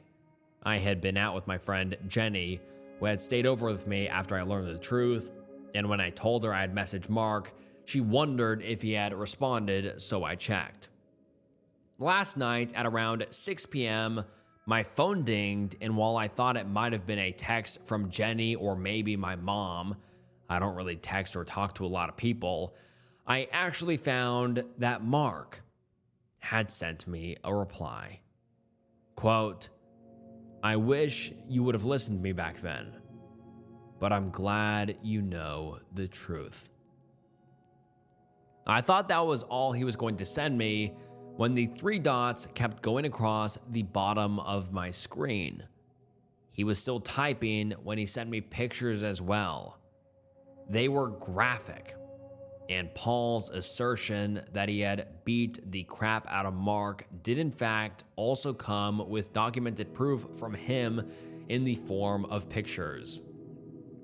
Mark went on to explain that he filed an assault report the next day after my birthday, but that the police had warned him against accusing Paul of SAing me given the turn of events and my "don't speak to me again" text I sent him when he tried to explain himself. Nothing had ever come of his police report, and he wasn't even sure why. Neither am I, but he intended to follow up once more today. Mark is still very much the kind of person I remember him being, and while I was bracing for him to hold a grudge against me, he instead just expressed his happiness that I finally knew the truth. We exchanged small talk through chat for a while, but it was nowhere near the conversations we used to have. Mark is actually engaged to a girl he has been dating for about 2 years now. He had apparently never brought any of this up to her until she saw my name flash in his screen with a notification and asked who I was. While some of you expressed concern that my friends had smeared his name, he apparently never heard anything of it. He actually still works for the same company we had both been at, just now in a copywriting role for the marketing team. So at the very least, the lack of a police report from me or making a scene at work worked out in his favor there. I asked if we could keep in touch, even if only with small talk, and he said that he thought it would be okay, though he was a lot busier than he was back then between working and planning his wedding. While I thought that was going to be the end of it, he messaged me a few hours ago to let me know he refiled his police report with the added messages I had sent him, and that if I'd be open to it, he'd like to meet for coffee with his fiancée in tow and a friend of mine if I felt more comfortable doing it that way. Not really sure if that's an entirely good idea, but I shot Jenny a text to see what she thinks and if she'd be open to coming with. She said it's ultimately up to me what I decide to do, and she'd be with me either way, so yeah. That's the update for those of you who have reached out and asked. And that is the last update we have ever received from the OP, and all we are left wondering is if Paul ended up going to jail like he deserves. But like I said, we have never received any sort of other updates, so I wonder if Paul and the OP went to court along with Mark and, Paul went to jail or what happened, but we don't know. But what do you guys think? Am I overreacting? A little kid keeps coming into my house. I live out in the country, near a big main road and on a country road. I'm the closest property to the main road, but as you continue down, I have a couple of neighbors. We live on 40 acres and have a little farmhouse where I live with my husband and dogs, along with some farm animals outside. I do not have kids. We live a calm and peaceful life. However, there have now been 2 occasions on which a young child that lives a third of a mile down the road has come into our house uninvited. The first time I was home alone and had just showered. doing my nails and watching a show in my makeup room. Next thing I know, I see a small shadow, looked like a preschool-aged kid, open my fence gate and open my front door. I had no idea who this was, and I FaceTimed my husband in case he knew who it was. But as we checked the cameras, there were no cars or other adults around. I was in my underwear, with my door closed and freaking out. Like I mentioned, I live out in the country, and due to my neighbors all being so far away, I had no idea who this kid was or where he came from. I put some pants on and went out into my living room. And this kid was running around my living room and kitchen, playing with my dogs without a care in the world. I tried to get him to calm down and asked him what his name was or where his parents were. Nothing. He ignored me and kept playing. After a couple of minutes, I think he got bored, and he opened my door, went out of the gate, and ran out to the back of my house. I lost sight of him and kept looking toward the main road in case I could figure out where he came from. Finally, I saw a young girl approaching from the neighbor's side of the road, and she shouted at me, "Where is he?" I told her I had no idea where he was, but that I had seen him go towards the back of my house and she could go look for him. She looked annoyed, but I guess she was able to grab him at some point and took him back towards the direction of the neighbor's house. At that point, I was honestly super upset and yelled, "Keep that kid out of my property and out of my house." She just yelled sorry over her shoulder. No one ever came back to apologize. My husband eventually went to the family to ask what happened and was told they had been unloading groceries and the little boy had managed to run away. How they didn't realize this until so much later, I'm not sure. A year later, this little boy is still very young, and I get a call from my husband while we are at work. He tells me there's a little boy in our house and that he came in through our dog door. Immediately, I ask if it's the same one as last time. He says he saw them on our cameras but can't be sure. He tells me that before calling me. He already called the cops, and they are on their way. The footage shows this kid opening our closed, fenced gate and coming to our front door. Our dogs are barking at him in the yard. He attempts to open the front door, sees it's locked, knocks, and then just stands there thinking. Then he crawls in through our dog door. Our dogs can go in and out of the house as they like since their fence is closed in, but I guess this kid figured he could do the same. He comes in, opens the dog door to make sure the dogs can come in too, takes off his shoes, jumps on my couch, and plays with my dogs. After that, he turns on my TV, goes into my fridge, grabs ice pops, and eats an orange from our fruit basket. He's in our house unsupervised for about 15 minutes until the cops arrive and get him out. He crawled out through the dog door. The cops ask him his name and where his parents are. He tells them. They tell him he is not allowed to do this, that it is not his house. A couple of minutes later, a car pulls into my driveway. It's the parents. The cops talk to them for a bit and they all leave. My husband had left work to get home, but by the time he got there, everyone was gone.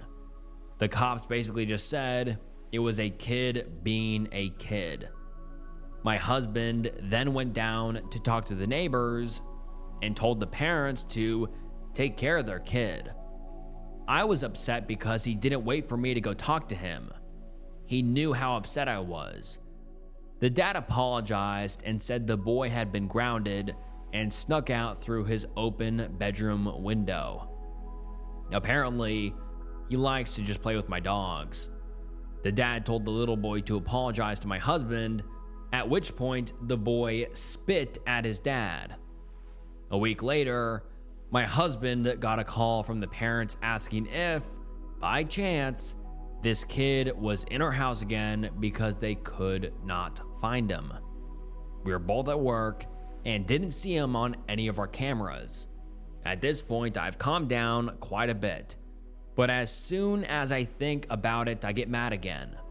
I think it's insanely upsetting that I'm more aware of where this little boy is than his own parents are. Once again, he is not right next door to me. He had to be unsupervised for at least 30 minutes to make his way to my house, about a 5-minute walk. Be here for 15 minutes and have the cops arrive before his parents found him. He knows what he's doing. The parents are aware, but no one truly takes accountability for it. The little boy says he likes to play with my dogs, but instead of playing with them in my yard, he comes into my home and makes himself at home. I feel bad for calling the cops, but I truly feel there's a need to report this because I'm scared for my safety and that of my animals and property. If he were to leave the gate open, my dogs could run into the main road and get run over. My house is not child-proofed at all. We had a flamethrower on the kitchen table the day he came in. My husband had killed a spider outside with it. I am concerned for this little boy's safety, but at the same time, I do not want to be responsible or liable if anything were to happen to him on our property. I also want to feel safe in my own home. I don't feel like I should have to keep my dogs in a kennel all day and close their doggy door just because there is a kid out there who is not monitored and has never been taught to respect people's privacy. If he snuck out through his window, I'm sure he could sneak in through one as well. There are so many what ifs in this situation, and maybe it's just my anxiety, but I am definitely upset. I guess this is more of a rant, and I just hope this doesn't happen again, because I do intend to have the cops on speed dial. But again, am I overreacting? And on this thread, the OP links a picture of what she saw through the doggy door. And as you can see, look at this little kid crawling through her doggy door. And honestly, that is very unsettling and honestly scary. I mean, especially the first time around, like the OP just got out of the shower, and imagine like a little kid runs through your house that you've never seen before. Like that is like stuff of nightmares. Like I just got goosebumps saying that because like I'm imagining like in the room next to me, I just see like a little kid run by. And I mean, just the thought of that is terrifying, but also not to mention how terrifying it is that the little kid's parents aren't watching this little boy at all. I mean, this poor kid who is very, very young is able to just wander out, disappear for like almost an hour, and his parents just like don't know where he is. Like that is super concerning, and hopefully this little boy is okay. But now let's get into some of the top comments. Someone says, "This is insane. Your home is supposed to be your sanctuary, and it can't be if you're always anxious some strange child is gonna break in." And the OP responds and says, "Thank you. That's exactly how I feel. Is he a threat? Not really. Should he be there? Absolutely not." And someone else says, "You're not overreacting. A child that small should not be able to get that far, and you could literally be anyone. This is a huge safety issue for the child, and it is very strange how comfortable the child is with it and really shows an amount of neglectful parenting that is not a recent thing. Sure, the cop was right that the child wasn't in danger, but the child is being repeatedly allowed to put themselves in danger. Like someone else said, report to CPS. They don't always do their job well, but if people don't report incidents like these, they don't even have a chance. And then the OP gave us an update 2 days later, and let's get into it. The post reads, I was able to look through a lot of the comments on this post, and I was able to respond to some, but I did want to say a few things. I commented on the original post, but I was not able to edit. Thank you to all that have provided helpful advice and suggestions. To those that think this is funny, I really do wish I could have a sense of humor about it, but I'm unfortunately stuck being frustrated and stressed.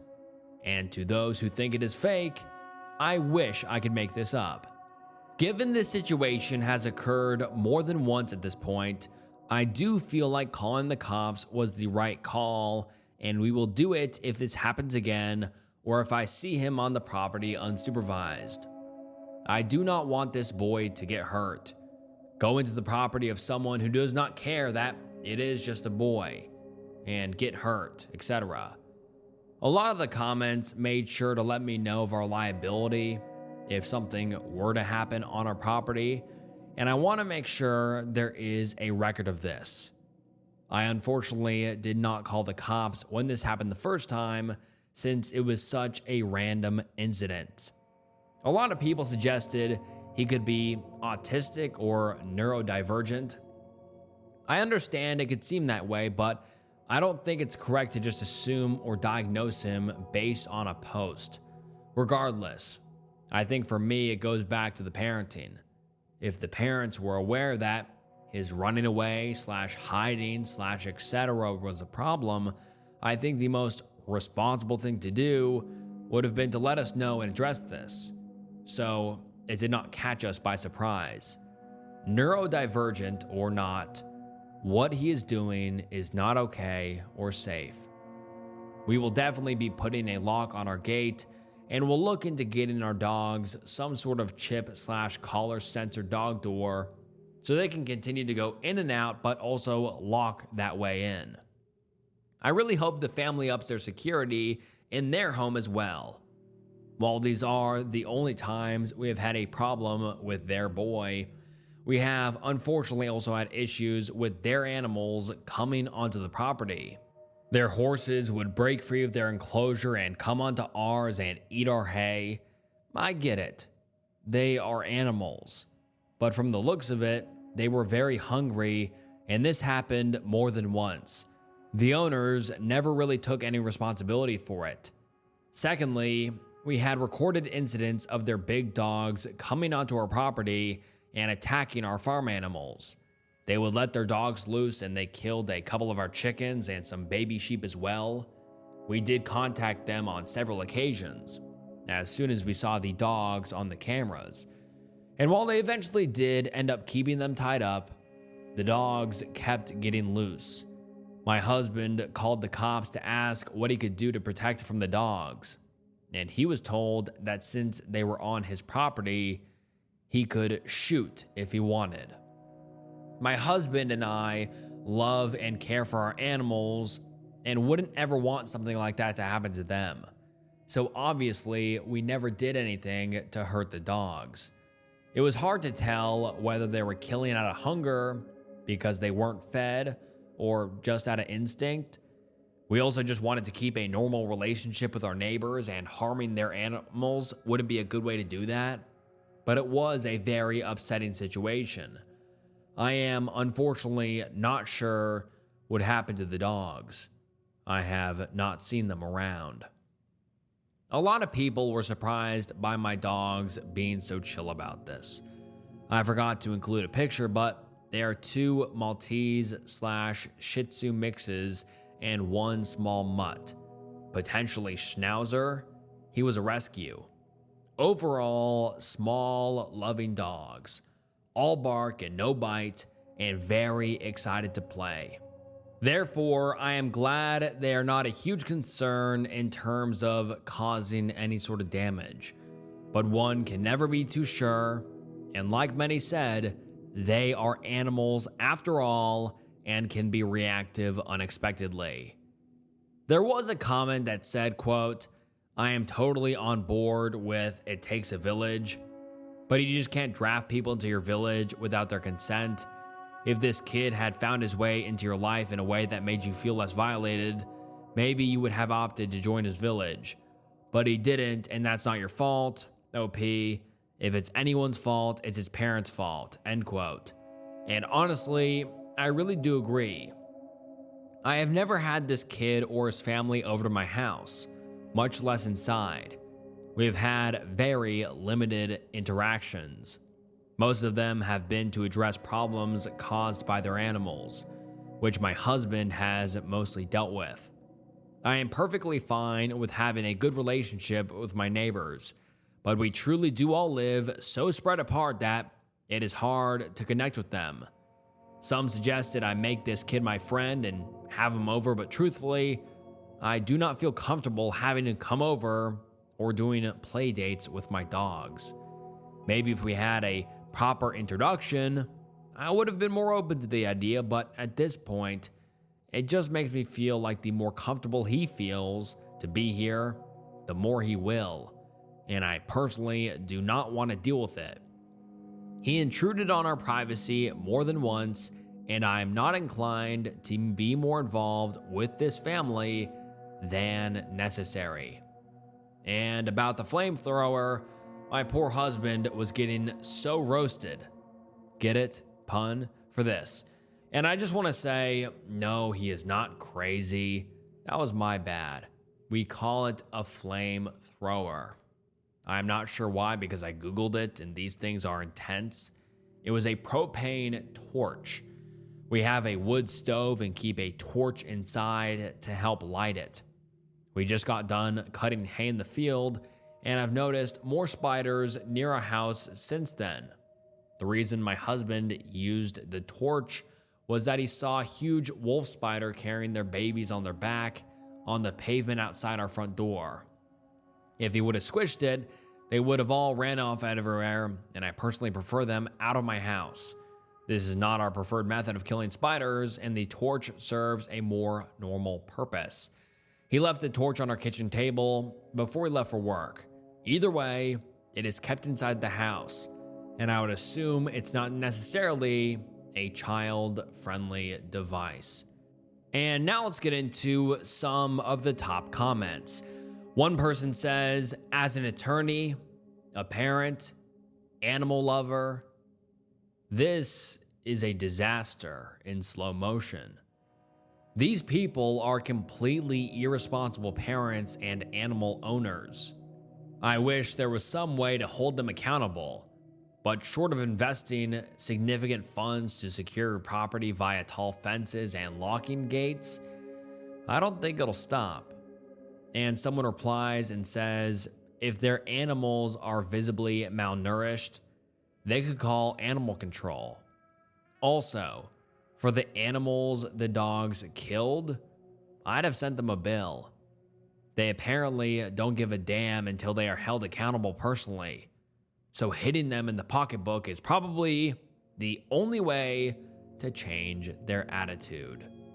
And then we don't get any sort of update from the OP for a long time, about 9 months. But 9 months later, the OP comes back, and let's get into their update. The post reads, a lot of people interacted with my first post last year. Many let me know I was NOR. Some had some different opinions, and I greatly appreciated the suggestions and advice. And NOR stands for not overreacting.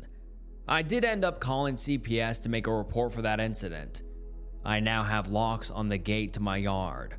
My dogs still have access to the yard through their dog door, and all my exterior doors are locked.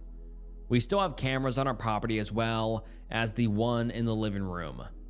But for the most recent update, Something happened a few weeks ago when I was home alone in the afternoon on a weekday.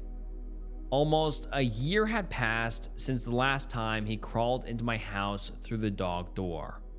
And the same kid, whose house is a third of a mile away on a country road, showed up at my house again. About a year older now.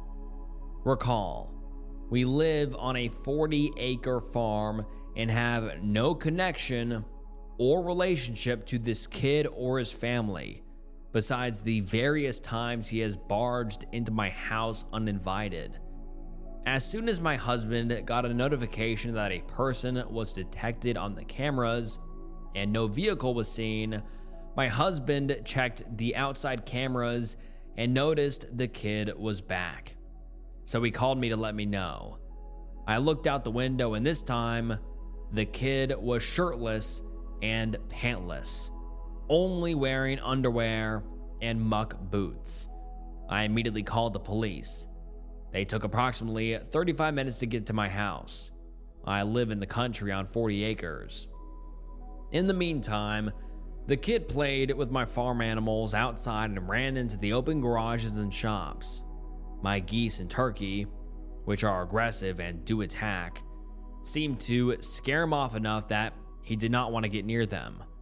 I watched him from inside to keep an eye on him and to make sure he did not run off anywhere, especially toward the highway, which my property is next to. At no point at all did any of his family members come to look for him. He looked through my windows and saw me in the house. He knocked and asked and yelled to come in, to which I responded no. He attempted to open the locked door for a minute or two. Once the police arrived, they asked him some questions which he seemed to ignore or mumble answers to. As they placed him in the police vehicle, I noticed he had 2 baseballs that had been taken from one of our shops. The police noticed too and asked him to please return the baseballs back to me. He said no and asked if he could keep one, to which I said no and had him to give him back. The officer told him it was not okay to go to other people's houses and take things that were not his. I let the police know this was not the first time he came onto my property and let him know he had previously also gone into my house, both when I was home and also when my husband and I were both at work. I made sure to let him know I was very frustrated. The police took him back home and he was at his house for a while. The officer did come back to let me know it seemed like he was just a kid who did not listen. Apparently, he had asked Grandma to go outside. She had said no, and he had gone outside regardless. Grandma and Mom were both home, and no one noticed he was not around for the 35 minutes plus however long he was outside, not on my property, and or however long it took him to get to my house down the road. The officer stated, "There is not much I can do, but keep calling them if this happens again." I did call CPS again to make a report and made sure to let them know this was not the first time something like this happened and that I had called last year. I let them know that I continued to be concerned for the child's safety, as well as that of my property and my animals. This kid continues to be unsupervised for prolonged periods of time, and once again, I do not want to be responsible for him and want to ensure there's enough documentation of these incidents. My husband and I are often not home, and we have no kids of our own. They probably see us as bad neighbors, but this kid continues to disrespect our space and privacy. Even the cops said he told Mom and Grandma that this behavior is not okay and can eventually develop into more dangerous or criminal behavior. The parents have never taken any initiative to apologize, communicate, or to provide us with contact information. Am I overreacting? Any suggestions? And now let's get into some of the top comments. Someone says, not overreacting. I would never go on their property. You have no idea what kind of people they are, and they already are neglecting their child. So don't endanger yourself by going near their house. You have done all you can. Keep calling the sheriff every time. Don't bother calling CPS. They won't do anything.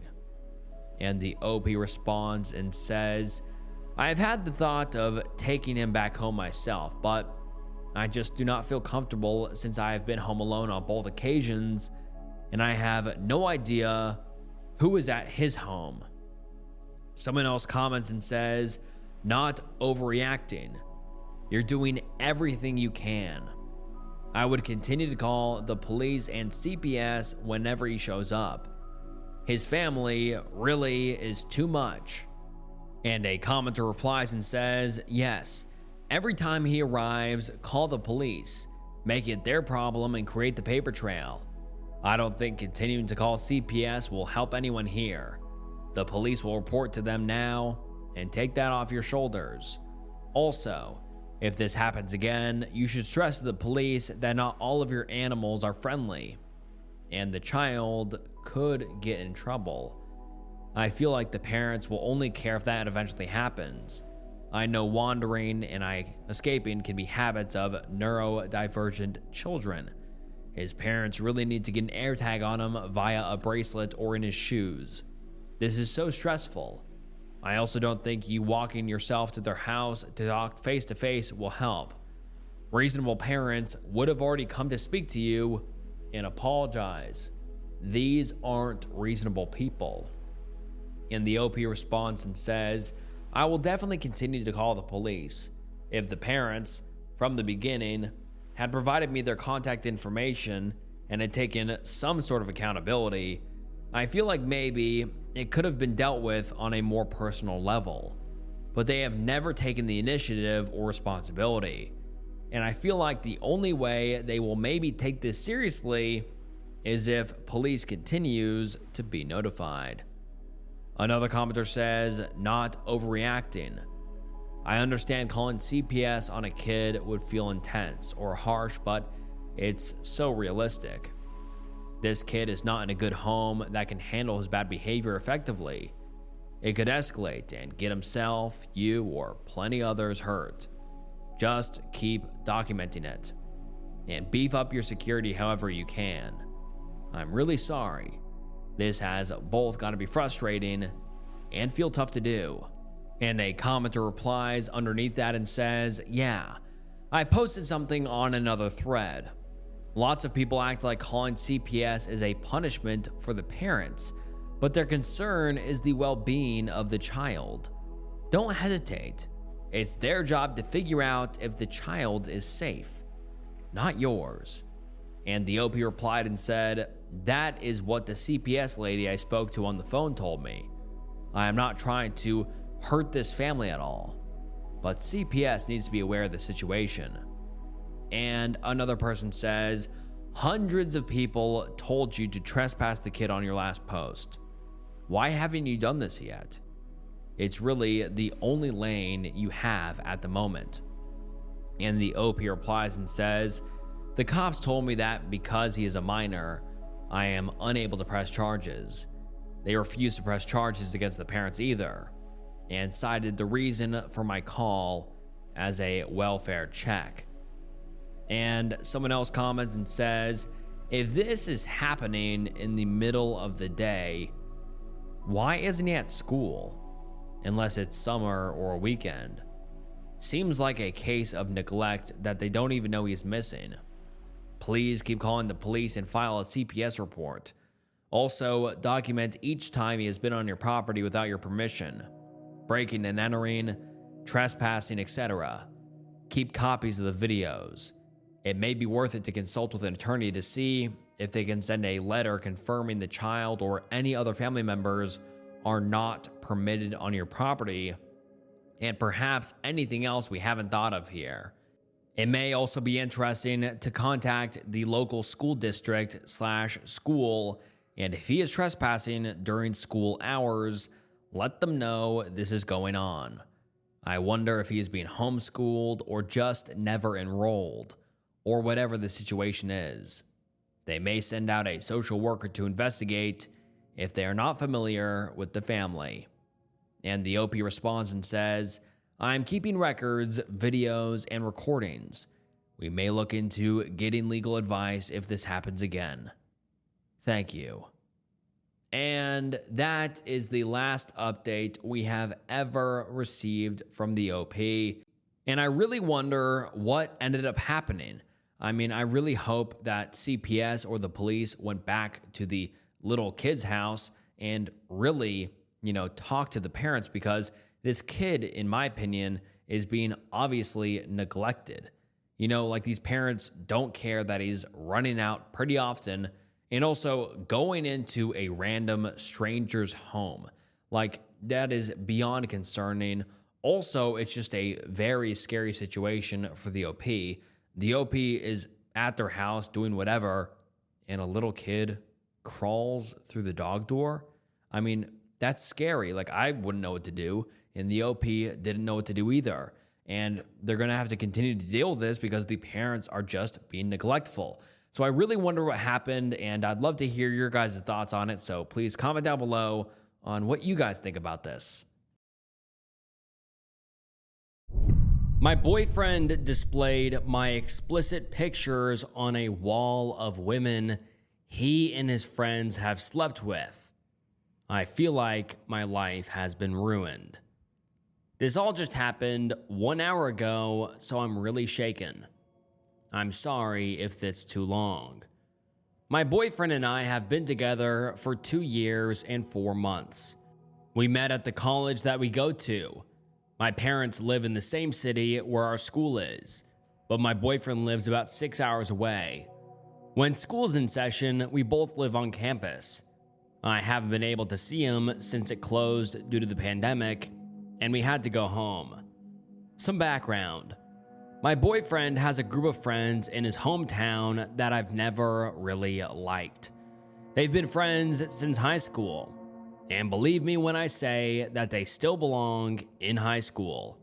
2 of them are brothers from a rich family who don't go to work or go to school.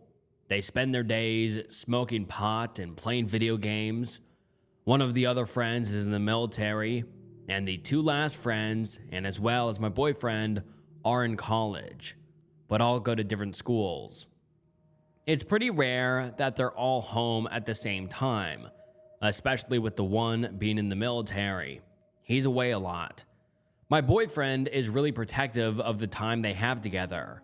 I've spent a lot of time with these guys because every time I visit my boyfriend's hometown, I see at least the 2 brothers. You may be wondering why I don't like these friends. For one, they don't have any girlfriends. My boyfriend is the only one in the group who has been in a relationship for longer than a few months. They think women are good enough for intimacy and not much else. I'm not putting words in their mouths. One of them literally told me that to my face. I'm very outspoken, so they hate me because I call them out on their BS. It goes without saying that it's basically their mission to convince my boyfriend to dump me. Whenever there's an issue between his friends and I, he just tries to stay out of it. He doesn't stand up for me. I hate who he becomes when he's trying to impress those a-holes. The majority of our arguments have been a result of him allowing his friends to treat me like trash. They've been rude or blatantly ignoring me. My boyfriend is the calmest, sweetest, most wonderful person, or so I thought. I never understood why he kept them around when it was so clear to me that he had outgrown them. It appeared that they had pretty much nothing in common. I see now how alike they are after all. For the record, I knew I should have held him more responsible for his friends. However, it was just too easy to put them out of my mind. They were only ever an issue if they were outwardly rude to me during one of the few weeks per year I hung out with them. The rest of the time, he was a really great boyfriend. I never imagined him hurting me in this way. Now back to the story. The two brothers live in a house that's detached from the main one their parents live in. It's where they all usually hang out. I've been there many times. It has its own kitchen and everything. It's literally a smaller house. They also have a basement that I've only seen a couple of times because it's their man cave. I never cared to enter anyway. I had no idea, but apparently down there, all of the friends have this wall that has their names on it and pictures of the women they've each had intimacy with lodged below. Apparently, not all of the pictures are explicit, but there are mostly explicit pictures because they have this sick point system like it's a game, and they get more points if the picture is fully explicit. I guess all of the pictures look like they were taken with the knowledge of the women in the photo, but I doubt any of them know it was going to be tacked up on display. They'd been doing this for years. I'm disgusted and horrified and devastated because I had no idea this is the type of man I was with.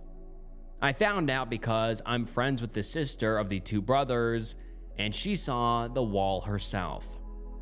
She reached out to only me because I'm the only one she knows personally. She said that my boyfriend had the least amount of pictures by his name. She showed me the picture of me he had tacked on the wall. It was a full body explicit photo I had sent over a year ago. Thankfully, it does not have my face in it, but I have a tattoo on my thigh that makes it very obvious the woman in the picture is me. I would never consent to let these guys see my body in that way. I let my boyfriend because I trusted him. I feel shocked, embarrassed, betrayed, violated, objectified, and a little frightened. I called my boyfriend, I admit, in hysterics. It took many attempts before he was able to fully understand what I was saying. He at first denied the existence of this wall. Then he admitted it exists, but he didn't use a real picture of me. He used a picture of someone else and pretended it was me. I told him I'd seen the picture and knew damn well it was me. Then he started sobbing hysterically, begging for forgiveness. Then he was annoyed at me for being so upset and asked what's the big deal, since I'm hot anyway. I just hung up because I can't talk to him. I can't look at him. I feel physically nauseous thinking about what he did. How he could not only share my explicit photos with his friends who look down on me, who treat me badly for being a woman. He allowed those men to have access to my body. I have never been so wrong about a person. I could never forgive him. I think I may want to press charges if I can get the sister to send me more pictures of the wall, but I'm sure my boyfriend has alerted the friends so they could be taking it down as I type this. I'm heartbroken. I don't know how I'm going to tell my family because they're very conservative. They don't even know about my tattoo. I'm so ashamed. I don't know what to do. And now let's get into some of the top comments. Someone says, quote, he at first denied the existence of this wall, then he admitted it exists, but he didn't use a real picture of me. He used a picture of someone else and pretended it was me. I told him I'd seen the picture and knew damn well it was me. Then he started sobbing hysterically, begging for forgiveness. Then he was annoyed at me for being so upset and asked what's the big deal, since I'm hot anyway, end quote. This is what the commenter was quoting and referring to, and the commenter comments on this quote and says, this part disturbed me more than the rest.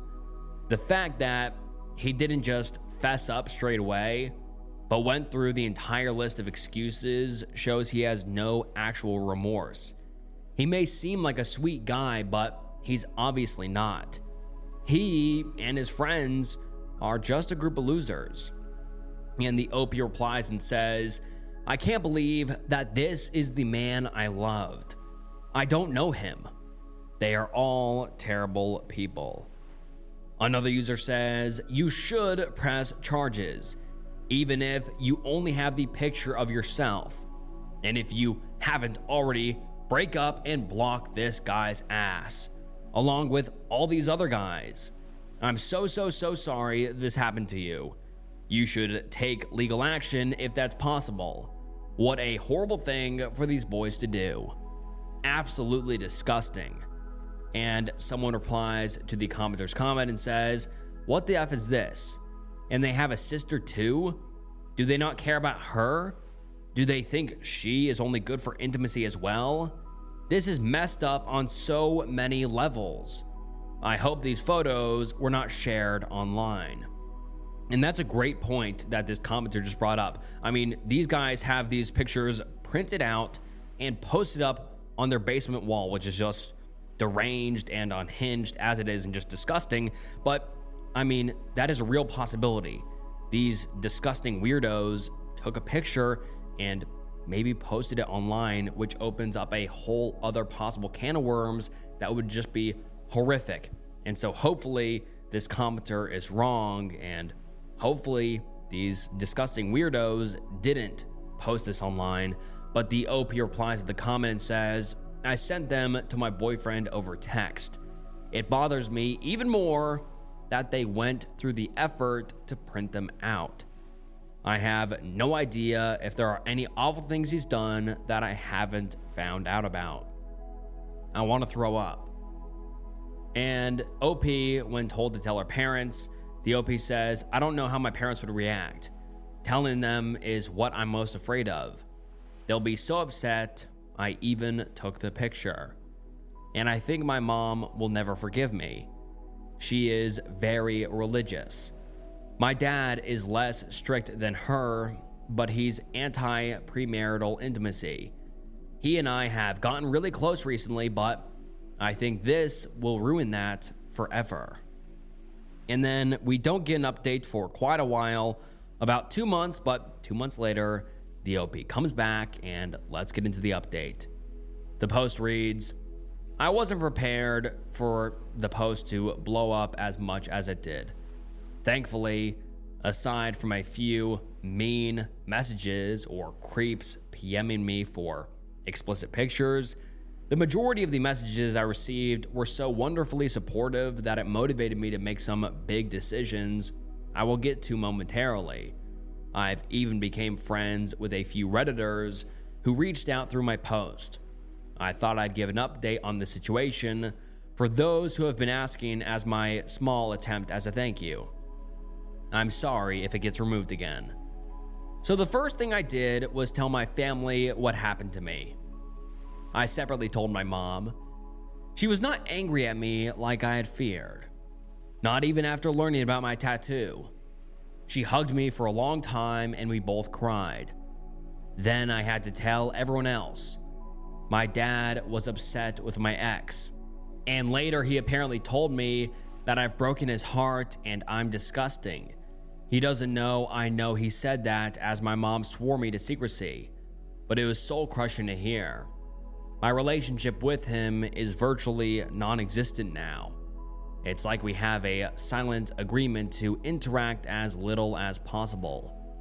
The rest of my family has been supportive of me with a few outliers. So I did it. I put on my big girl pants and went to the police. They let me give a tearful interview, and that's about all they've done as of now. I knew the odds of getting charges to stick in a case like this would be difficult, but I thought the police would try. I don't even believe my ex-boyfriend has been contacted. Yes, my ex-boyfriend. I know the way I titled my last post confused some people, but rest assured, he is an ex. I've only spoken to him once since my post. We talked on the phone for hours about everything. I admit it was really emotional because even though he'd betrayed me, I still loved him and it was hard to let go of the good times. His mood changed a lot throughout and it was really jarring. One moment he'd be crying, the next he'd be angry, telling me I was giving up on him. In one particularly nasty moment of his, he confessed to me that my explicit photo had been deducted points amongst him and his friends because of faint stretch marks I have on my chest. Normally, I feel good about my body, but I have to admit that confession was the last blow in this whole effed up situation that took me down. I still toy with the idea of telling his mother everything when I'm feeling especially angry. I have no idea of any of these women in those photos or if they were underage.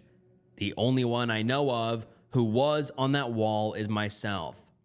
The sister who told me everything immediately shut down and refused to help me any further after a while.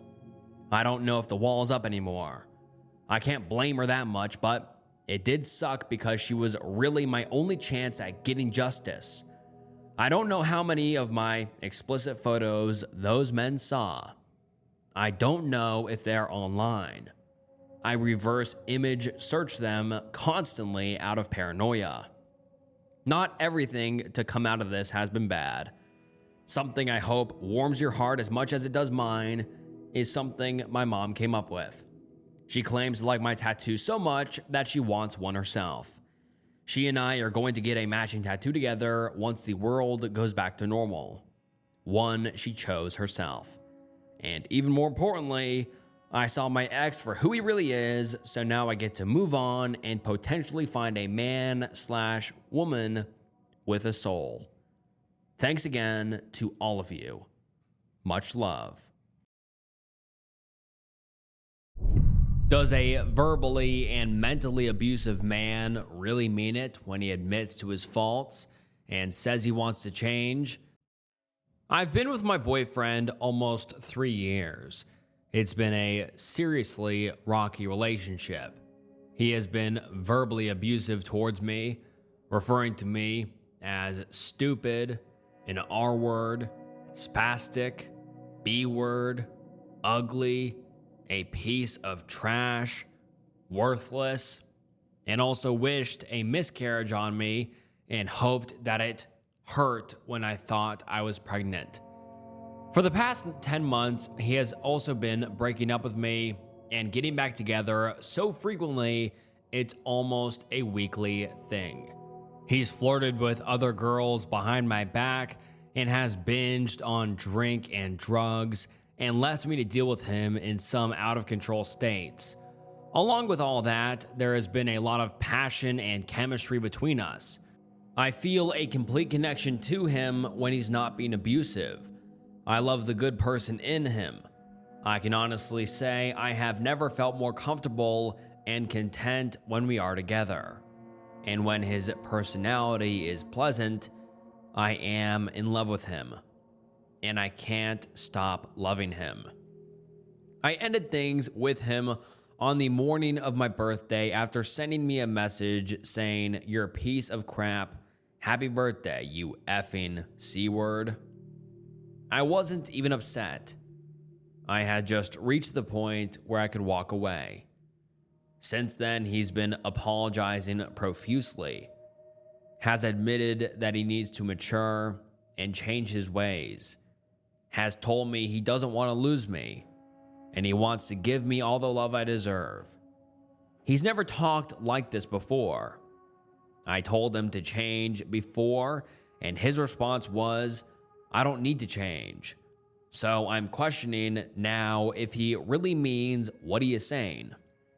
Everyone I've been getting advice from in my life has been women. I would just like to get a man's perspective. Can men like this really change? Or should I let him go?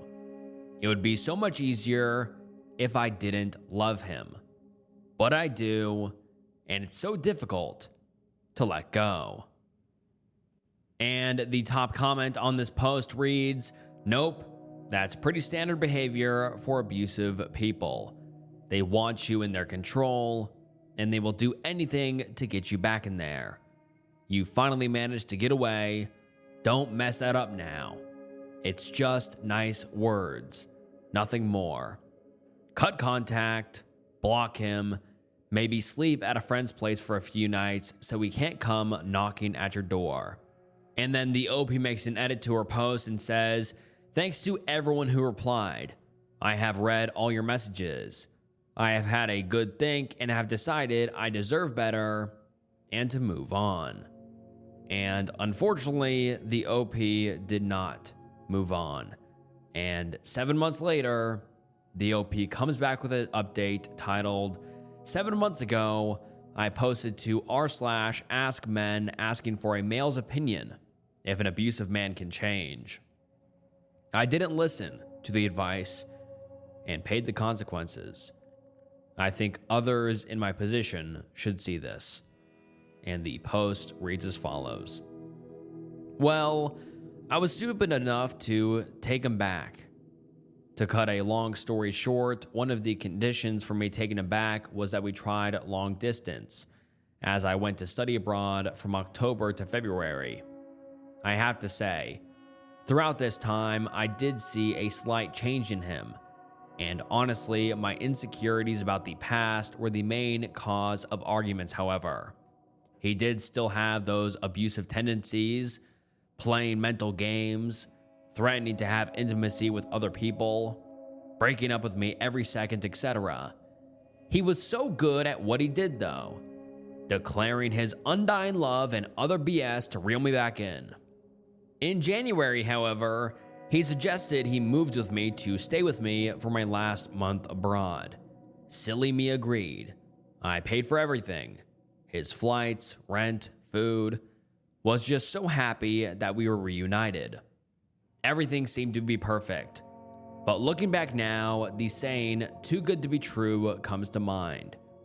The day before he moved, he begged me to trust him and reassured me all his future plans included him. The last week together, he told me he couldn't imagine us ending. He couldn't imagine starting all over again with someone else, as we had seen and been through too much together. I was walking on air. Then it happened. After a really fun night out where I introduced him to my friends, everyone's spirits were high except his. He became verbally abusive after we parted ways with my friends, telling me to shut the F up for no reason, with a smirk on his face. Not going into too much detail, as is a long story, but when we got back to our apartment, an argument escalated. Next thing I know, he has me pinned down to the bed, strangling me. I felt his fingers pressing down deeper, so I reached for his face and clawed it. It was only then did he let go. I was bent over on the bed on all fours in hysterics, screaming, crying, choking for breath, and he actually rubbed my back and asked if I was okay. The only words I could get out was, "You strangled me." Within 10 minutes, he had packed his stuff and left, not before telling me I'm pathetic and that nobody would believe me because he has marks on my face and I have none on mine. After he left, I ran for help. Police and paramedics were involved. They have pointed out a black eye that I didn't even notice. He obviously hit me before pinning me down. Turns out, he was arrested at the airport trying to leave the country and questioned but was let go and was told to go home. I flew home a couple of days later to be with my family and have since taken out a restraining order against him. I have had no contact now with him since that day, but I do have a court hearing with him this month to see if I should be extended or if he wants to contest it. I feel like I should apologize to the people who offered me advice. I literally did not listen to my family, friends, and strangers on the internet, and it nearly cost me my life. I'm now left to deal with trauma of it. I'm pretty sure he is ruining my reputation behind my back, as friends and people who once interacted with me have stopped. I confided in one of my good friends about what happened, and I discovered she had been in close contact with him, going out with him, etc., and she's claiming she's trying to keep it neutral, so I wouldn't be surprised if he's told people I'm lying. The level of betrayal I feel is heartbreaking. I genuinely loved him and was committed to him. He was always mentally, verbally, and emotionally abusive. The height of the physical abuse was a few pushes and shoves, but this escalated so quickly into attempted murder, and it's scary how quickly someone can snap. I'm now reading old messages between us, and I'm completely disgusted with myself. I stayed with this animal for so long. The way he spoke to me and treated me was horrific. That being said, it is still early days, and I still find myself to love him. God knows why. I need counseling. So hopefully anyone, male or female, who is in the same position as I was, learns from my mistakes. These people certainly do not change. Edit. Seriously overwhelmed by all of the support. Thank you all so much. I really appreciate it. Although you are all strangers, it's nice to know that there are people out there who care. I may not be able to reply to all your comments, but I'm reading every one of them and value the advice given. And this is the last update we have ever received from the OP. My spouse is a pet hoarder. And just a quick warning, this one is horrifying. It's 6 a.m. and the roosters have been crowing nonstop for the last 2 hours in our sunroom adjacent to our bedroom. I'm now sitting in the basement as flies swarm around me, and I've given up swatting them because there's too many to bother. The basement is the area of the house with the least amount of flies. On top of the rooster noise is the cackle of male quail that reside in our living room. They live in the base of 3 cages that are filled with budgies and cockatiel. When I wake up, I remember to put on my slippers, and I hope I get to them before stepping in dog urine or fresh dog poop. Our carpet in our master bedroom is saturated in dog urine with many spots that haven't dried out yet. Yesterday, my wife bought our daughter a new tortoise and a frog. The tortoise will be added to the aquarium with our bearded dragon. The bearded dragon, which is often free to roam the house because my wife feels it'll be happier. It is free to poop on our furniture or floor or where it was left out last. As I sit here in my basement, the only place where I do not allow any pets, I'm listening to a rabbit thumping its paws on the floor above me. Or it's the sound of it biting and ripping apart our wall or furniture. I'm not sure which noise it is, but I don't care anymore. We have at least 6 rabbits. Their little claws make a loud scraping and tapping noise as they scurry and hop across our laminate floors. The main level of our home is littered in rabbit droppings. The droppings get pushed to the side as our 4 children and us inadvertently kick them around while walking through the main level of our home. The dogs won't likely get let out this morning to go to the bathroom. The smaller dog doesn't even obey the command to go out anymore. He just stares at you, confused by your directive. If he does go outside, he just comes back in to find a place to pee and poop in one of our bedrooms. Our backyard doesn't have much dog poop because it's mostly in our bedrooms. It'll stay there for days on end because there's no expectation that it shouldn't be there. The new smell from the giant rug I bought for the basement has worn off. It smelled like glue and dye, and it drowned out the odors from the dozen chickens that reside in our family and living room. They live in a couple 36-inch fabric pop-up enclosures filled with pine shavings.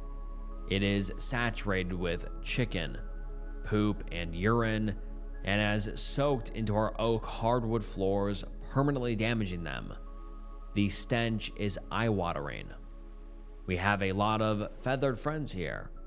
In our master bedroom are 3 more cages with a variety of exotic birds that sing loudly all day long and leave a permanent mess of seeds on the floor around the cages. They are free to roam, and so our room has droppings along our bed's headboard, on our pillows, along the sides of the doors where they perch, in our bathroom mirrors, and down our shower curtains. Our sunroom has 30 plus chickens, and about 8 or 10 of them are roosters, and the roosters crow all day. This is where the flies breed.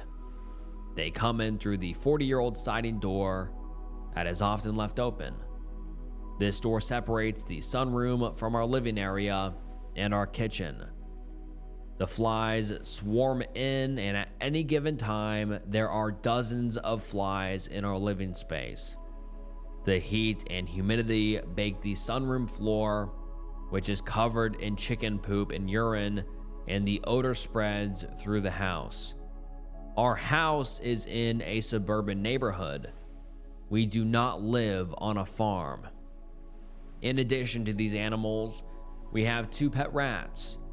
They are sweet, but as you would expect, their cage is not well maintained and it stinks 90% of the time. Our boys' room has a snake and axolotl aquarium. One of our daughters has an algae-covered fish aquarium that we fill with wet water whenever we hear the filter screech because the water evaporated too low. She also has an unkept cage with a hamster that is rarely played with. Right now, I'm listening to the mice eat through the foam board insulation in my basement. I want to get rid of them, but it's challenging with all the access to feed throughout the house. They seem to be breeding and entering through the home at a faster pace than they can be exterminated. I am not a pet person, and this is driving me nuts. My wife is a pet hoarder and has ADHD. Our backyard is a ghost town of quail cages from last year when she was really into quail breeding, and we had over 150 living in our backyard. Now there remains broken and half-built cages and mounds of shavings and wood chips that she intended to use as bedding. Scattered in random places in our backyard are household garbage bags of chicken poop. When you try to lift them, they fall apart because they weigh 30 to 40 pounds and the bags have deteriorated from the sun. When challenged, she seems to delight in the frustration it causes me because she is not happy in our marriage. It seems that accumulating animals is bringing her little bits of dopamine with each acquisition. I'm tired of living like this, and I don't know what to do. Our children think this behavior is acceptable, and they often confide at me for not being on board with the animals. They say I'm not a pet person. It's true that I'm actually not a pet person. But what we have going on here is irresponsible, unsanitary, and illegal. This is pet cruelty and normalizing neglect of animals. Edit. People think this is a fake post, but it's real. I'm not uploading pictures for privacy, but it's genuine. I wrote it in this style just to express everything because it's distressing and aggravating, and I haven't expressed it to anyone. I'm seriously asking for advice. It is slipped out of control. The amount of pushback from my wife when I address the problems creates a lot of tension and distresses the children. She just keeps bringing home animals. The last time I threatened to rehome the chickens that she was keeping in the house, she became extremely angry and combative. She rehomed them, but not after a slew of insults and claiming I was being totally unreasonable. Then she just slips back into the same behaviors because she never believed it was a problem in the first place. We've had company come to our house, but no one has called CPS or animal control yet. Seeing all these reactions has me realizing just how bad it is from an outside perspective. And a CPS call is a serious possibility, and that is terrifying. And now let's get into some of the top comments. Someone says, for starters, if you know it's illegal and you get busted by cops feeling particularly aggressive, then you'll face just as much legal trouble as your wife. As for your wife, she desperately needs a therapist. Another user says, dude, I grew up in a house like this and it effed up all of the kids. If you care about your children, you would get off your butt and call animal control. Then get everyone in your family therapy. Are you asking for advice or just venting? Because I get the need to vent, but you need to take action now. And the OP replies and says, I'm seriously asking for advice and also venting because it really effing sucks, and I feel trapped as a hostage for the sake of providing sanity for my kids. In what way did I F up everyone, if you don't mind sharing? And the person replies and says, my mom was an animal hoarder. Please help your children. Get them out of there. My brother and I are 27 and 28 now. We both have a wide array of health problems and triggers. My brother can't smell animal waste without feeling violently angry. I feel physically dirty every day from sitting in filth for years, even though my own house is now clean and I have good hygiene. It's like I can't get the smell off me. All this time later, days where I have nightmares of being stuck in my mom's hoarder house are even worse. I know you feel stuck. I know it's easy for a stranger to look at it in very black and white and you deal with all the nuances. But please, I need you to know without a doubt, even if your kids seem to enjoy and love all the animals, of course they do, what kid doesn't? Them living in filth is going to eat at them if it hasn't already. Also, from experience, get your kids checked for parasites. And someone else says, this is abuse. It's animal abuse, it's illegal, it's disgusting. There is not anything vaguely okay or even redeemable about this. This is effed up. And then we don't get an update for a long time, about a year and a half later. But let's get into the update because the OP did come back a year and a half later, and the update reads as follows. Some of you may remember my post venting and looking for advice on what to do in regards to an extreme animal hoarding situation with my wife. Dozens of chickens residing in the home and a variety of animals roaming outside of cages in the home, feces, and a rampant mice infestation. After posting, I sought therapy and started getting my bearings straightened out. In the midst of setting firm boundaries and beginning the work to clean up literally 2 tons of chicken poop, sand, and pine shavings, and resolving the rodent problem, a call to CPS was made by a third party and an investigation ensued. Believe it or not, by that time, much of the situation was resolved, animals rehomed, home cleaned and sanitized. Nothing came of the CPS investigation, and it was pretty quickly closed out. However, the relationship was essentially permanently damaged as my wife continued to deny the problem was out of hand. Deep resentment developed towards each other. Fast forward nearly 12 months and my wife requested a divorce. We are now separated, awaiting an official legal divorce. I have moved into a very nice home and have the kids 50-50. My physical and mental health has dramatically improved. My kids now have a organized and clean haven. They seem happy. It seems inevitable she may lose custody of the kids at some point altogether. I'm hoping she can keep things in check, but due to the constant denial that there was a problem, it'll most likely repeat. I may have no choice but take steps to ensure the children's safety at some point, further disrupting the children's lives from their otherwise loving mother. Limitations on pet quantities and cleanliness standards are written into the divorce settlement agreement. By the way, wife has been in therapy for a couple of years in the midst of the hoarding. I guess you could say the therapist was either not savvy to the situation or enabling to an irresponsible level.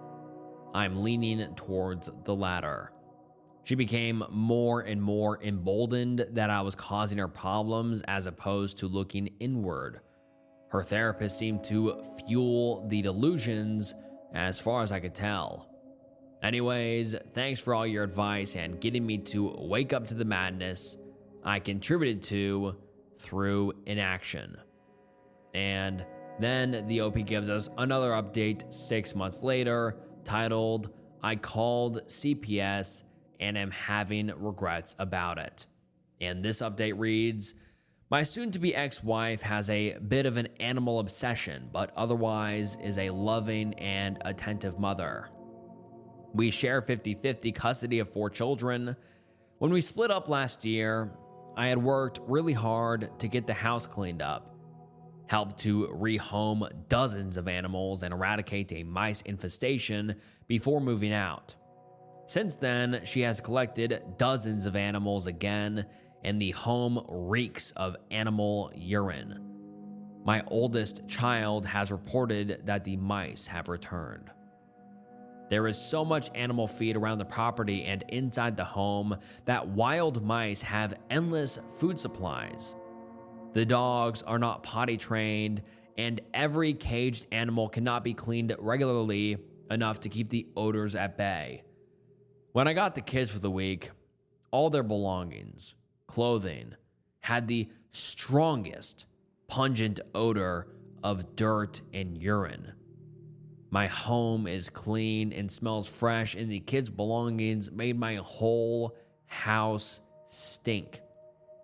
2 of my kids are wearing the same clothes day and night for multiple days at a time.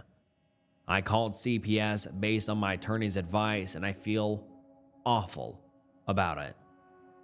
It feels and looks vindictive, even though that is not my intent. I feel like garbage, and like I'm betraying my kid's mom's trust. I want to co-parent amicably, and I feel like this will take away from that. At the same time, she has a problem that is interfering with raising our children in a safe and sanitary environment. Also, my kids love having all the animals. Granted, they love them, but they don't recognize the amount of time and cost to properly care for them.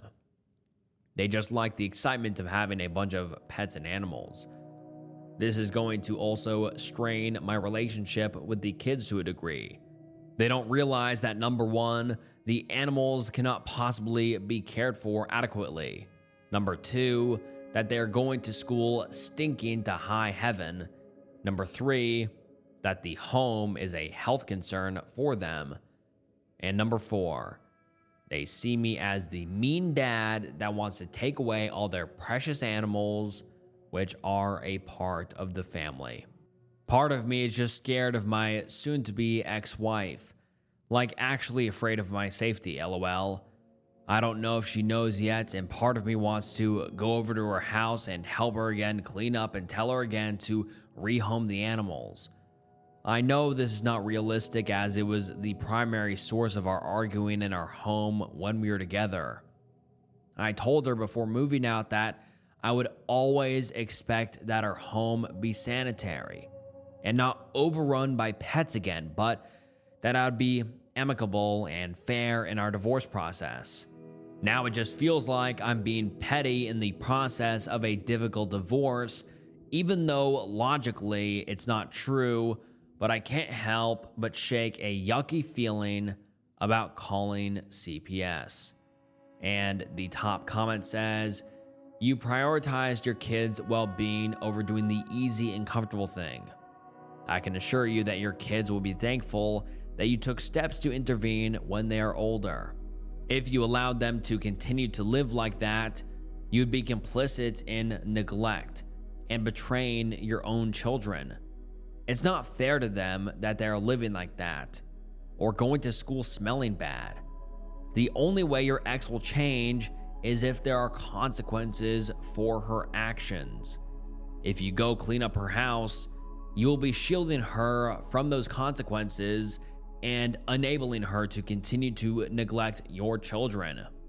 So while it might feel bad to do the right thing and it might make life more difficult, it is your responsibility as a parent. I hope that you follow through and do whatever is necessary to protect your kids. And another user says, just don't admit to her that you're the one who called. For all she knows, the school called about them stinking. Reports are anonymous. I have had to call CPS on my co-parent too, and it sucks. But you have to do what's best for the kids. I just sat on the stand of court and testified that my ex sends my daughter home stinking while watching him roll his eyes at me. But I got a modified custody arrangement that keeps my daughter from going unbathed during the school week for too long. And then the OP posts another update a day later, and let's get into it. Update. I continued feeling uneasy all day and a bit panicked that before CPS came that she would be able to conceal, hide, or talk her way out of the situation. I started feeling like I would come out looking worse and the kids would not get a clean home out of the call. CPS talked to all of my kids while at school today.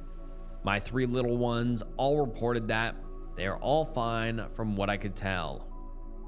I did not pry or ask for more details of their conversation, but just generally asked if the interview was okay and how they felt about it. They all seemed fine and like it was just discreet and no big deal. However, my oldest child's visit from the agent was separate as he goes to middle school. He spilled all the beans and complained heavily about the unsanitary conditions in great detail. I did not tell him, warn him, or coach him in any way whatsoever. In fact, I try not to even complain about the home to them, as there is nothing they can do about it, and it would therefore not be helpful. It would only cause them stress. He detailed that he asked his mom to buy a new $10 shirt and she told him no. She doesn't have the money. He then told the CPS agent that 2 days later, he saw her come home with tons of new chickens and animal supplies. Ouch. I'm saddened that he has been living in those conditions. I feel bad that their mom was probably humiliated by that story being retold to her. My son corroborated every complaint. The only reason I know what he told the agent was that their mom called him tonight and was quizzing him on his interview. I overheard everything he said as I was cleaning the kitchen, and he was right there, boldly telling his mom all the things he told the agent. I didn't even know he was interviewed today, as we had a full afternoon of driving to kids' activities and making dinner, rushing to do all the parenting things. Anyway, I am relieved that there was corroboration, and it sounds like this may light a fire under their mom to again make some changes. I feel like this could end up being a regular cycle in the years to come. I hope she hangs out in there, finds the courage to recognize there is a legitimate issue, and works to get better. I haven't been reached out to by CPS yet, but I suspect to get a call soon, and I hope they are able to convince her that changes have to be made. And the top comment says, "You did the right thing. Did you offer to help her before calling?" Many times when it's a breakup, the dad leaves cause behavior, etc. of the partner, but you leave the kids. If it is horrible for you and you leave, why leave the kids? Imagine what kids must be going through at school. Surprised school hasn't reported the situation. And the OP replies and says, I didn't offer to help clean up. I feel like offering to help clean up would be enabling when what she really needs to happen is finding homes for these animals, and that would be entirely offensive to her. She fought me bitterly when we lived together over her right to keep the animals. I really want to help clean up the house to help her, but I cannot do that if she is not willing to address the core issue. And then we don't get any sort of word from the OP for a long time, but 2 years later, the OP commented on a post that was titled, My ex's home that we used to share with our kids is really filthy, which concerns someone going through almost the same thing and offers small updates. But then the OP's comment on this is challenging and I don't have a perfect answer, but I do have experience with the same issue. My kid's mom had dozens of animals, including birds not in cages, that were not potty trained, not properly cared for, nor cleaned up afterwards. When I would pick up my kids, they would be wearing the same clothes as they were dropped off in a week earlier. My entire home would smell like urine just from their belongings they would bring over. It was sad, alarming, and maddening. It left me with no choice but to get authorities involved. The problem is that the co-parent may not see it as a problem, so they may villainize you for raising an alarm. If there is any way to amicably have a conversation about your concerns for your children's health and social well-being, then do it. I would exhaust myself trying to first have conversations that express concern. If changes are not made, I would escalate it to let them know that the kid's health is a concern and you may make a call to authorities if needed. Just bear in mind this escalation that will result in permanently affecting your co-parenting relationship. They will likely retaliate, become more difficult in every way possible. It's easier for people to react in this way than to get proper mental health and take accountability. I'm about 3 years from when the situation was at its worst, and I don't regret calling authorities. If anything, I'm still frustrated that she put me and the kids in a situation where that was our only option to enact a change. My comment is to provide you with validation and reassurance that you can get through it. Try to keep the relationship amicable. Document the concerns and take pictures if needed, because your co-parent is likely to deny and downplay the legitimacy of your concerns. Keep it civil and fact-based, and focus on the kids and not being vindictive towards your co-parent. Best of luck. And the OP adds in the comment and says, we had guidelines regarding quantity of pets and cleanliness standards written in our custody agreement. Neighbors also began calling in to make complaints about the dogs barking. Chickens getting out. Home is in a suburban neighborhood, not a farm. Between visits from CPS and animal control, things have improved. And so from that last final comment that was, 2 years from the original thread, it seems like the OP said things have improved, which is a great sign. But let's get into some of the top comments on what people's thoughts are on this thread. One user says, these poor kids and animals, they deserve better than to live in filth. And someone replies and says, I hope OP found a way to teach them how animals should be cared for, because if he didn't, one or more of them could simply repeat her behavior in adulthood. I'd personally make them volunteer at a local animal shelter for a year, and then have them pick out a pet together and be properly responsible for it. And someone else says, I am an adult who grew up in a pet hoarder house. I remember reading the first post and showing my friends to explain this was a little worse than my house, but it was the first post I've ever seen that could describe how awful it was. We had tons of animals. They would rotate out and in because my mother had zero attachment to them, and always wanted another animal. We had like 8 outdoor cats, 10 plus dogs at all times, multiple birds, rats, ferrets, and other caged animals, lizards, ducks. We did not have a farm. We lived in a regular suburb. We couldn't play in the yard because she didn't pick up dog poop. Our house smelled awful and was super dirty. Things were broken and chewed up. I didn't mind it as a kid. I loved some of the animals, but at some point she'd get rid of them because they were bad to get something else. But as I got older, I was too embarrassed by the state of our house to have friends over. The animals running wild stressed me out, so I hid in my room with whatever dog I was currently attached to. I can tell you sad stories that make me upset even now, how some of the animals were neglected. I'm 35 now, and I haven't talked to my mother in 6 years. We had a falling out over her having 15 plus dogs that she wasn't taking care of. I couldn't handle it anymore. She is a part of rescues that encourage it, which is insane to me. I live in a really tidy house and have one single spoiled cat. This was a long-winded comment, but I'm glad OP got the F out and is doing his best for those kids. And like I said, this is the last update we have ever received from the OP, but I'm just kind of blown away by this entire thread and also the commenters on this thread, because I have personally never heard of pet hoarding. I have, of course, heard of hoarding where people, just get a bunch of stuff or junk and keep it up in their house, don't want to throw it away.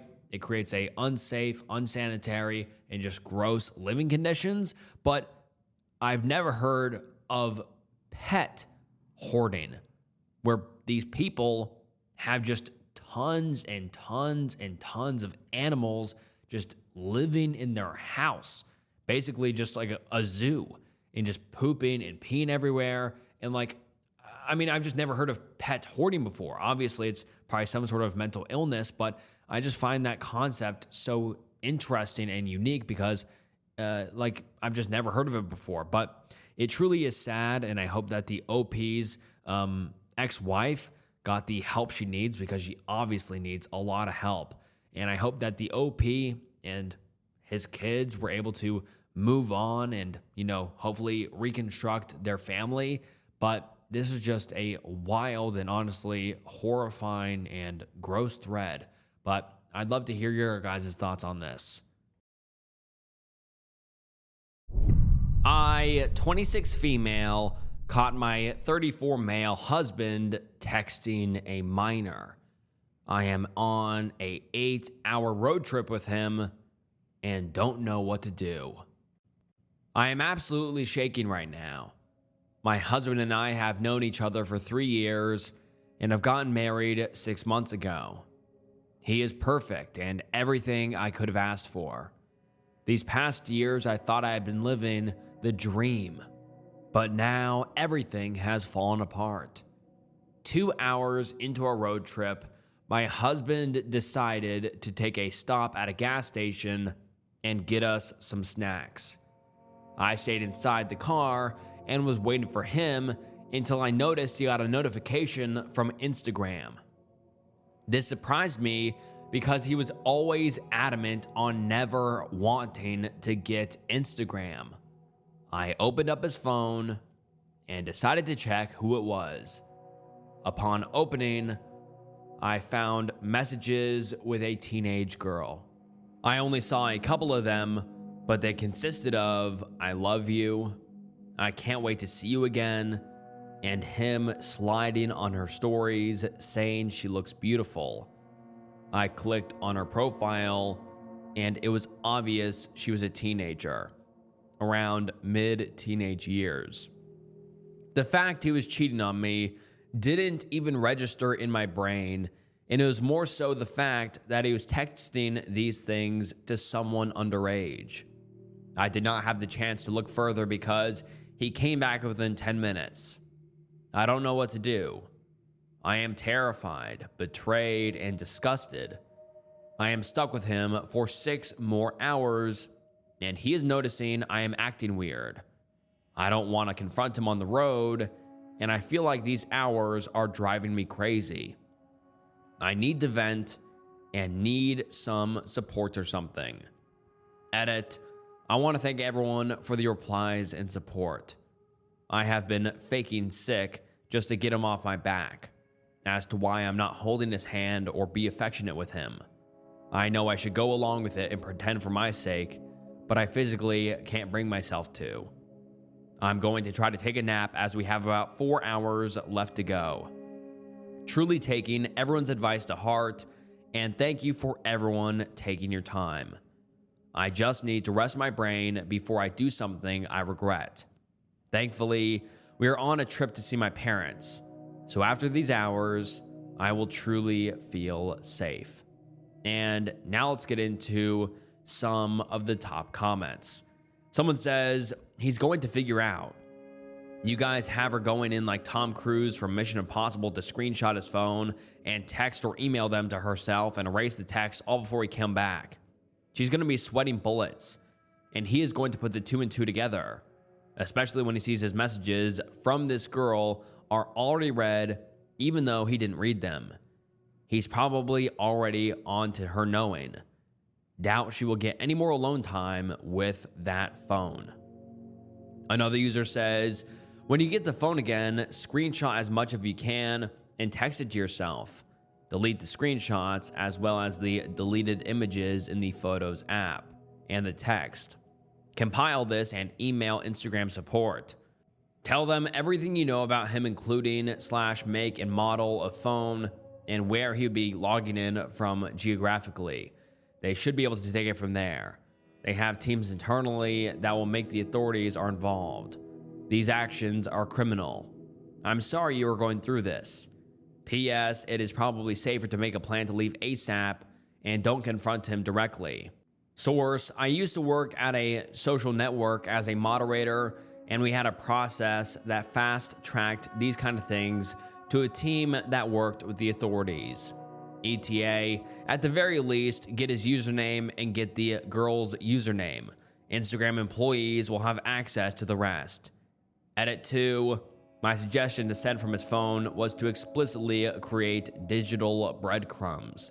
The image would be created on his device and sent via his accounts, so that it would be inextricably linked to his phone. Thanks. And then the OP replies and says, hello. Thank you so much for this reply. The next time we make a stop, I will make sure to do this. I'm terrified it'll turn into a whole she said, he said story, and I want the facts straight.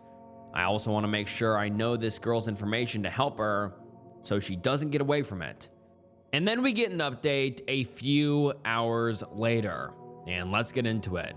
The post reads, first, I want to thank everyone for the support and advice they gave me. Like I said in my previous post, I just fell asleep during the car ride and told them I felt sick. We were heading to my parents' house, and I really wanted to be by them. However, within 45 minutes, my husband woke me up and told me he found a nearby hotel for us to stay in.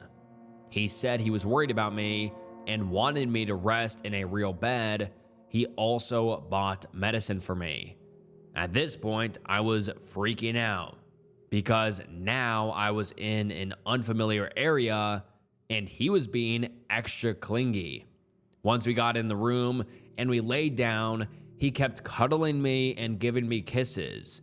It made me feel sick, and so I left to go to the bathroom. I stayed in the bathroom for about an hour. I scrolled through everyone's comments and kept pacing myself about what to do. I knew my husband was growing concerned because he kept checking on me. And after I left the bathroom, he looked so worried, and I just needed to let everything out. I know the number one advice given was not to confront him, and I know it probably was a horrible move, but I couldn't take it. I told him I found his messages on Instagram. He immediately started apologizing and saying he wanted to tell me sooner, but couldn't find the time. He was apologizing, but not as intensely as what he could have done. So I confronted him about that, and he said, "What a lousy apology coming from a predator." He immediately went silent. He was probably silent for about 6 minutes when he broke it and asked what I was referring to. I told him, and he looked so hurt. He took a deep breath and explained everything. He told the person I looked through his messages with was his 15-year-old daughter, Sarah. He explained that she reached out to him a year ago on Facebook, and ever since, he was trying to connect with her. He said within 6 months, he was confirmed he was the father, met up with her a bunch of times, and truly formed a strong connection with her. However, 6 months ago, we got married, and he didn't want to stress me out with that news, as well as his daughter not being ready to face the others. He also explained that when he was 18, he had an on and off relationship with a Sarah's mom, when one day she just up and ghosted him forever. According to Sarah, her mom is also strict, which is why the messages on Instagram to avoid her mom finding out right now. My mind is spiraling, and I knew he knew that. He then placed his phone into my hand and let me scroll further. Upon scrolling, I found her referring to him as dad, and she sent him a happy Father's Day a while back as well. He even said he would do another DNA test to prove it to me. I immediately felt guilty. I feel guilty that my immediate mind took innocent texts and turned them inappropriate. And I felt guilty that I saw my husband in that way. I kept apologizing to him about the accusation. However, my husband just apologized and said he understood my point of view and told me it was not my fault. I kept trying to tell him that I was sorry, and he kept saying it was okay. I can see the look in his eyes though, and I can see how hurt he really is. He said we should both just get some sleep and talk more later. To be honest, I can't fall asleep as I feel just disgusted with myself. About his whole secret daughter, it doesn't bother me so much, maybe because it's miles better than the alternative, but I understand the situation and I'm happy for my husband because he wants kids desperately, but we have decided to wait 2 years to grow our marriage. I feel as if right now I flushed everything down the drain and have no clue how to make things better. Edit, to answer some common questions or concerns, to the people who think my husband sucks for not telling me earlier, he acknowledged that it was wrong, and though his apology, I understand why he did it. I am slightly hurt. However, if I put myself in his shoes, revealing a secret daughter would be hard and difficult. I don't take it as he doesn't trust me, more of it's a delicate situation to bring up. To the people who think I suck for invading my husband's privacy and making rash assumptions, yes, that is horrible of me and I take full accountability. My husband understands my point of view and doesn't blame me for rushing to conclusions. Although he is hurt, I can imagine him as that sort of person. Long story short, we both empathize with each other's actions. Yes, we are both hurt, but understand why the course of events played out this way. Thank you to all the comments, and I don't know what kind of proof I can give, LOL. Am I the asshole for supposedly labeling my sister's boyfriend a perv? Hey everyone, I kind of feel conflicted about this, and I really need advice on this because so far, it seems like I overreacted. I, 37 female, have a daughter, Leah, fake name. Leah wanted to go sleep over at her aunt's house, who is my younger sister. Her cousin, who's slightly older, who is my brother's child, was going to be there, so I guess cousin bonding time. My sister is considered the fun aunt, So I agreed, and Friday morning we dropped Leah off. The same day at around 11 p.m., Leah calls and tells me she wants to come home. I asked her why, and she explained that my sister's boyfriend was there and she just feels a little uncomfortable. I asked and made sure everything is okay and that nothing provoked her to ask me to pick her up, then convinced her to at least sleep for the night. Then we will pick her up in the morning. She calls again after what I think is 45 minutes and says she wants to come home and she will only sleep at home. I got ready and drove 30 minutes to get her, and when I got there, I found my sister was pissed. To cut the long story short, she thinks that I think her boyfriend is a creep and a perv, and that I do not trust him around my daughter. She thinks I'm being too overprotective, and Leah would have adjusted if I left it alone. She said kids do this with new people, and I made it a big deal. Since then, things have been sour. My sister says to fix things, I should apologize to her man because he feels like I do not trust him. I asked my husband, Jason, 40 male, for his input, and he says he understands where my sister and her boyfriend are coming from. He said, as a man, even he would feel some type of way if a child called her mom twice to come get her because he is present in the house. He advised me to apologize to them and try to get Leah used to the boyfriend being around. All I did was peacefully get Leah. No accusations were made towards my sister's man, and I have never said I do not like him or think of him as a perv. I don't understand why all of this became an issue. My husband thinks Leah should just try to adjust because her cousin was okay at the sleepover and didn't complain. I feel conflicted. It's not that I think I was wrong, but I also don't think I was right. I just need to know if I was dramatic by getting her. I also want to hear from the men if this would offend them and if I should apologize. I feel bad about all of this. And now let's get into some of the top comments. One commenter says, not the asshole. Listen to your kids. Did you ever ask what he did to make her uncomfortable? Regardless, you do not need to apologize for listening to and respecting your daughter's concerns. That's called being a good parent. And the OP replies and says, she didn't really explain. All she keeps saying is that she was uncomfortable. Another commenter says, did your daughter know that the boyfriend was going to be there? Was he staying the night? If any of this was a surprise to her, then the evening wasn't going to go the way she thought it was. Either way, not the asshole. I would have done the same thing. And the OP replies and says, no, my daughter did not know he would be there. Yes, he was spending the night. And someone else says, not the asshole.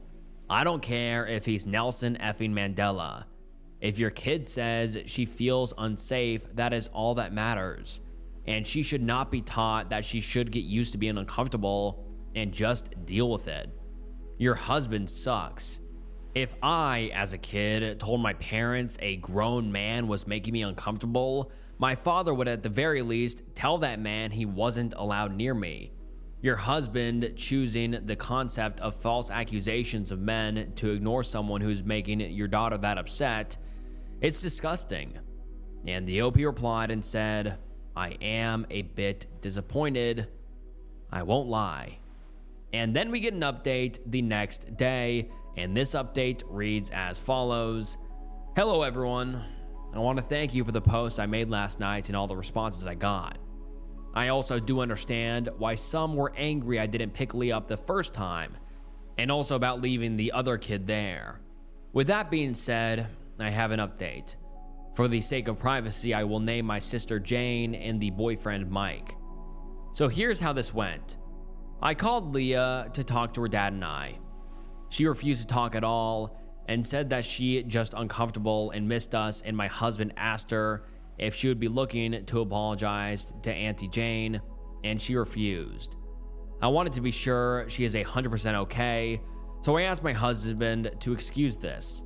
I told her I will not shame or be angry at her for whatever she tells me, and asked specifically for what made her uncomfortable. She said Mike played a tickle game with Amanda, and she kept saying no. And she also told me that he talked about how they were developing well. He also did the same tickling game with Leah, and when she told Jane she doesn't like being tickled, Jane said it's just having fun. That's when she called the first time.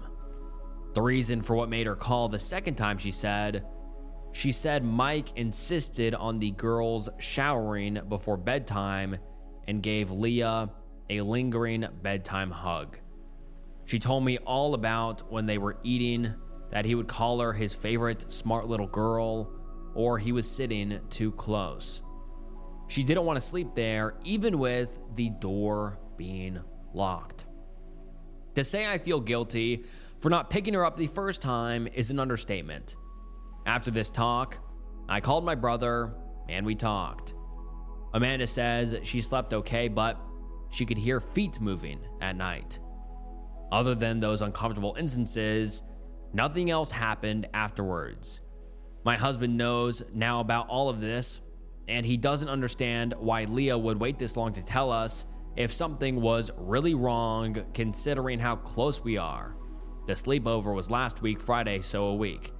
He thinks she feels pressured into giving a reason for her discomfort. I don't care what he has to say, to be honest. I believe my baby. I did apologize to Amanda for not taking her with, and she has no hard feelings. She knew her dad wouldn't have come. Leah feels like her feelings are dramatic, and I'm trying to make her understand that she is valid. My brother, surprisingly, just seems unbothered about all of this. With that being said, the only sleepovers that will take place will be in our home. I thank you all for the advice. I don't know when I will talk to Jane, or if I even want anything to do with her.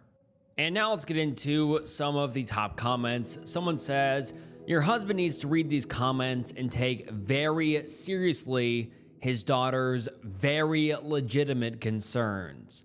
He needs to understand that his reaction and dismissiveness is exactly why she didn't tell you right away.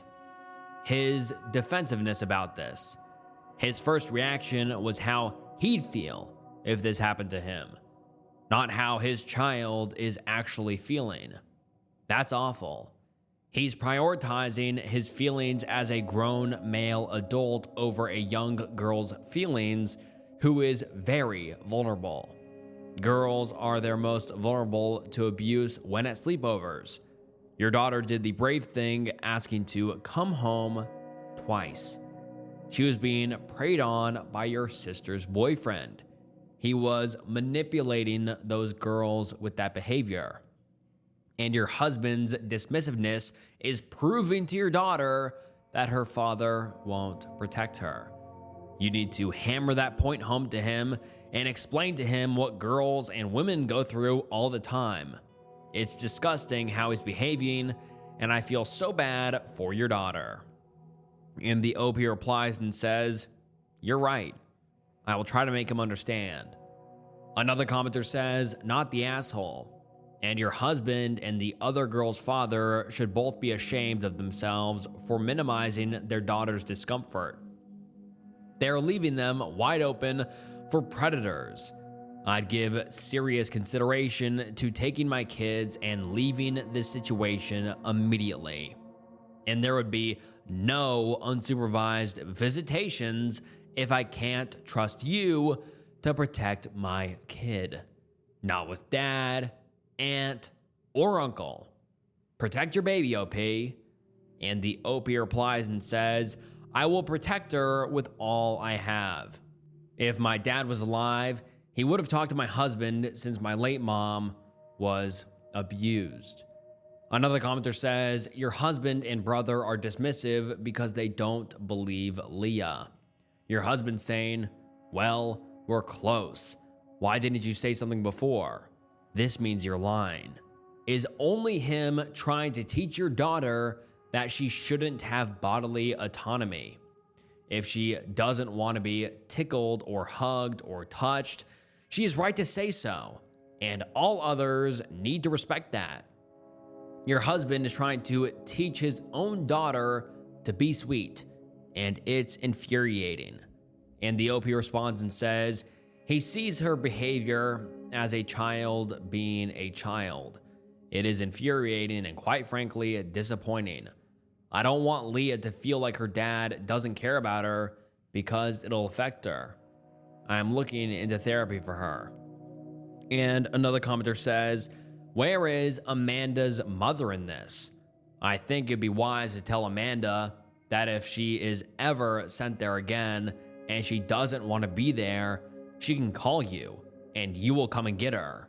Also, having the chat with your brother and telling him that if you ever find that Amanda has been subjected to the guy again, then you won't hesitate to contact the police. On the note of the police, it might be worth looking into this guy to see if he has anything in the system against him.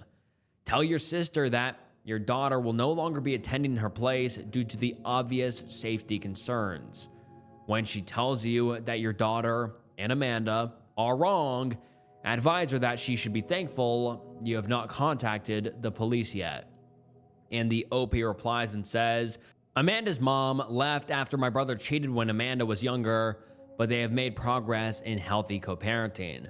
I do not know if my brother told Amanda's mom. I would tell her if I could find a way to contact her. My sister blocked me. And then we get an update the next day, and let's get into it. Hi everyone. Thank you for all the support on the previous 2 posts. This is just a short and quick final update. First things first, I take full accountability and admit that I was wrong to tell my daughter we will pick her up in the morning. I agree that she should not have had to call twice for me to come get her. I have apologized and spoken to her about it. I also do accept that I was wrong to leave Amanda there. Even though she told me she was okay, I should have pressed on and told her to come with me. I will always look out for her as I will Leah. Currently, my sister and I are not on speaking terms. I am blocked. I drove to her house, but she wasn't there, so I left after about an hour. The trash took itself out, I guess.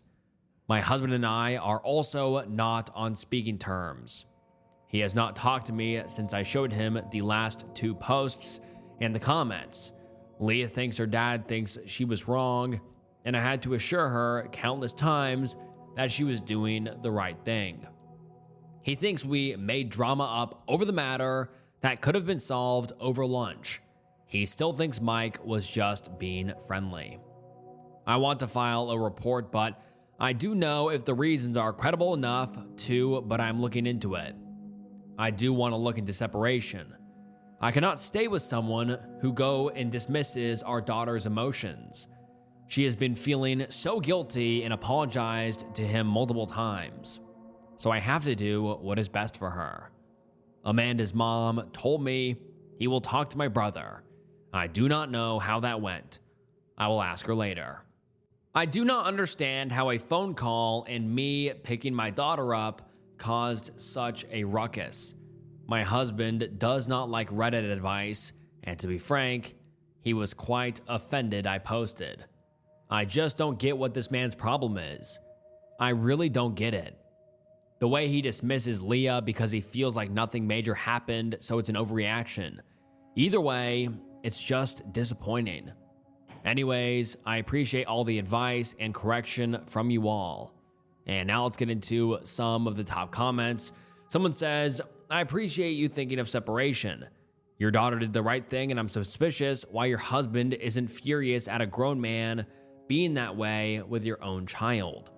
I hope your daughter doesn't internalize his reaction. I would talk to a therapist to figure out how to handle if you guys need to separate so she is okay.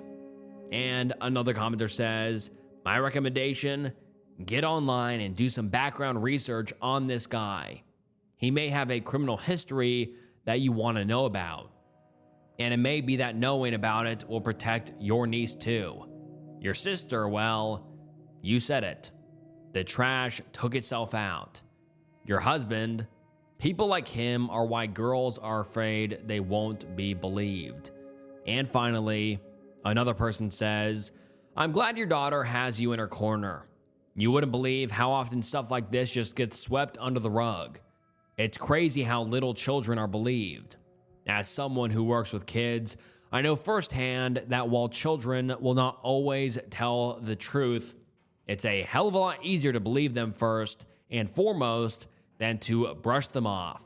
They will always remember how you reacted to the situation and who is a safe and trusted adult. Wishing you and your daughter the best, OP. And that is the last update we have ever received from the OP.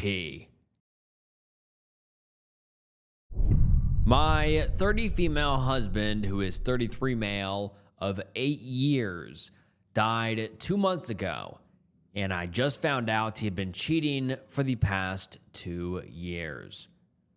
First, I apologize for my English mistakes. It's not my first language. I lost my husband and my sister-in-law in a car accident about 2 months ago. We had been together for 8 years, married for 6. He was the light of my life and someone I was extremely excited to spend the rest of my life with. We were compatible on so many parts. The intimate life was amazing, even after 8 years, and I still got all giggly just by thinking about him. I think I've coped with his death quite well. The first month was just a big shutdown. I didn't leave the house. I hardly ate, and all my time was just spent looking at our wedding video over and over again. Luckily, I have a great boss who understands and without hesitation gave me a 4-month leave. In November, I pushed myself to get out of my bubble. I've tried to keep busy to get back to my everyday life. I've cleaned the house, had people over for dinners, gone out for lunches, and tried to be a good support for my husband's family, who lost 2 precious family members in one day. We are all devastated, but we cried out together, and I feel we've become even closer by being there for each other. So as I've been feeling better, I decided to slowly look over my husband's stuff to see if there's anything to throw out and put everything in boxes until I can manage to go through it all without crying. That's when I decided to access his computer to look for any important mails or such.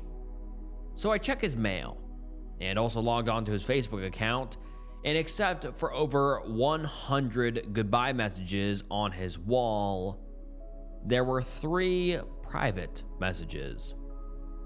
And one was from this woman whose name I've heard him mention a long time ago as a childhood friend. I was so disgusted by their conversation, filled with clear evidence that he had been cheating on me. It had places they agreed to meet, trips they've made when I thought he was on a business trip or trip with his friends, intimate flirting, hugs and kisses, and even declarations of love.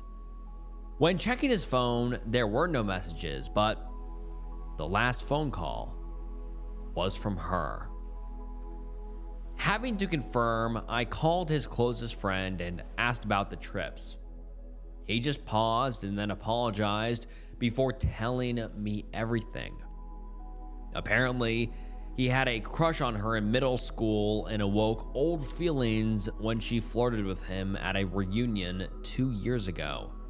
It seems a lot of our friends, even his secretary, knew about it and tried to convince him to stop. I don't even know how to function anymore. One part of me wants to mourn for my husband. I miss him so much. I want him next to me when I go to bed. I want back our fun drives to work in the morning, and I miss his warm smile. But the other part of me feels so deceived, and I want nothing else but to go kick and spit on his grave until I am satisfied. A few days have passed. I haven't been able to answer any phone calls or messages from his family. I know they probably don't know, and they are sincerely worrying for me, but I just can't face them with the hate I have in me right now. I'm so frustrated and confused. I want him here to explain everything to me. So I created a Reddit account just to get this out of my system. I have no idea who to talk to about this, since most of our friends knew about it for some time but never told me anything. I've never felt this alone and betrayed. Please give me some wise words to handle this. I feel strange and confused for mourning and missing him when I, at the same time, hate his guts. How do I face his family? Should I tell them? We just had a private funeral, and in 1 month, we're having an open reception for everyone to come and pay their respects. Now I'm worried she might come.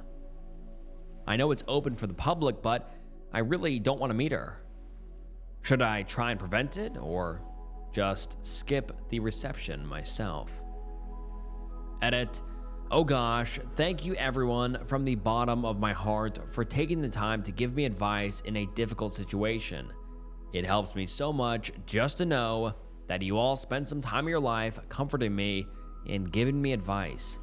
I will spend my afternoon reading through everything, and maybe in 1 or 2 weeks, I'll post an update if I've decided what to do with the situation. A lot of people pointed out that I need counseling, and I've already booked 2 appointments this coming week. So I'm on it and feel very positive towards it. Once again, thank you. And now let's get into some of the top comments. One user says, I think you should be honest with his family. Not completely honest about all the details, but something like, I was going through his email and found something I wish I didn't. I still love him and am still grieving, but it's added some other feelings to my grief, and I will need to process it alone for a while. I hope you understand. They need to know that you haven't abandoned him randomly, and that you will come back to them when you can. They've lost a son and daughter already. They shouldn't have to lose their daughter-in-law as well. Don't stay in touch with any of your friends who knew. One day, you may forgive them. Today is not that day. When you are at the service, be civil to them, but don't have any conversations or discussions. If they try talking to you, just walk away. You are the grieving widow. There's a lot you can do to break the usual rules of politeness. Get one of the friends to tell her not to dare to show up. If she does, get the funeral director to kick her out. She has no role there, but you do. Don't skip it because of this. You will regret it. And definitely look for grief counseling. You have way more to handle right now than any one person can. And at the same time, you can't turn to a lot of your usual support systems. You need outside help. Please get it. Do not contact her yourself. Do not contact her husband if she has one. She's just not worth it. This is about you coming to terms with 2 losses at the same time. It's about your husband. She has no role to play here. And another user says, death is not an excuse for the life someone lived, and dying does not martyrize them into someone who cannot be criticized. And the OP replies and says, these are some really wise words. I will keep them in mind. Thank you. And someone else says, honestly, if I found out my husband was having an ongoing affair, even after he passed away, I would be lividly pissed. Just because he has passed away doesn't excuse or make it all right that he cheated on you. I wouldn't tell his family. It's none of their business that he had an affair, it's yours. I would question your friends as well for not telling you. I would cut anyone out of my life that knew, but chose not to tell me that my husband cheated on me. They took away the opportunity from you to decide whether you wanted to forgive him or not for cheating. And then we get an update a while later, and let's get into it. I still have very confused feelings regarding my husband, and right now, I feel like there is no way to forgive him. I try to think of the great times we had together, but I always find myself caught in the he knew what he was doing, yet he smiled at me like that thinking. I'm working on it though. I've already been to 3 counseling sessions and I go along great with my counselor. She's helped me a lot already, and I'm so glad I took your advice to get professional help. After speaking with my counselor, we both agreed that to ease the burden I had about not being able to face his family, I should get away from them for a few days. I sent my in-laws a mail apologizing for not answering them in the past days, and that everything has been too much for me, so I need to just get away. So using that as an excuse, I went on a spontaneous trip to Madeira, a destination I've dreamt about for a long time. It was amazing, as I'd imagined, and after coming home, I realized it was something I needed very much. I was ready to face my problems at once. After a lot of consideration, I decided to tell my brother-in-law and his wife just so someone in his family knows of my situation. Something I did not mention in the original post is that my husband's family is very important to me. I only have my big brother after dropping contact with our parents, so his family has always been more like a real family to me than a in-laws family. So that makes me even more worried to tell them, because I'm afraid it would put some distance between us. But at the same time, I don't have the energy to fake myself through the funeral reception for my husband as if I have the same feelings for love for him as I've always had. Because I don't. This way, my brother-in-law can take me away, or at least have some explanation if I were to lose it at a future meeting with the family. They both took it quite well and were immediately on my side without me having to ask for it.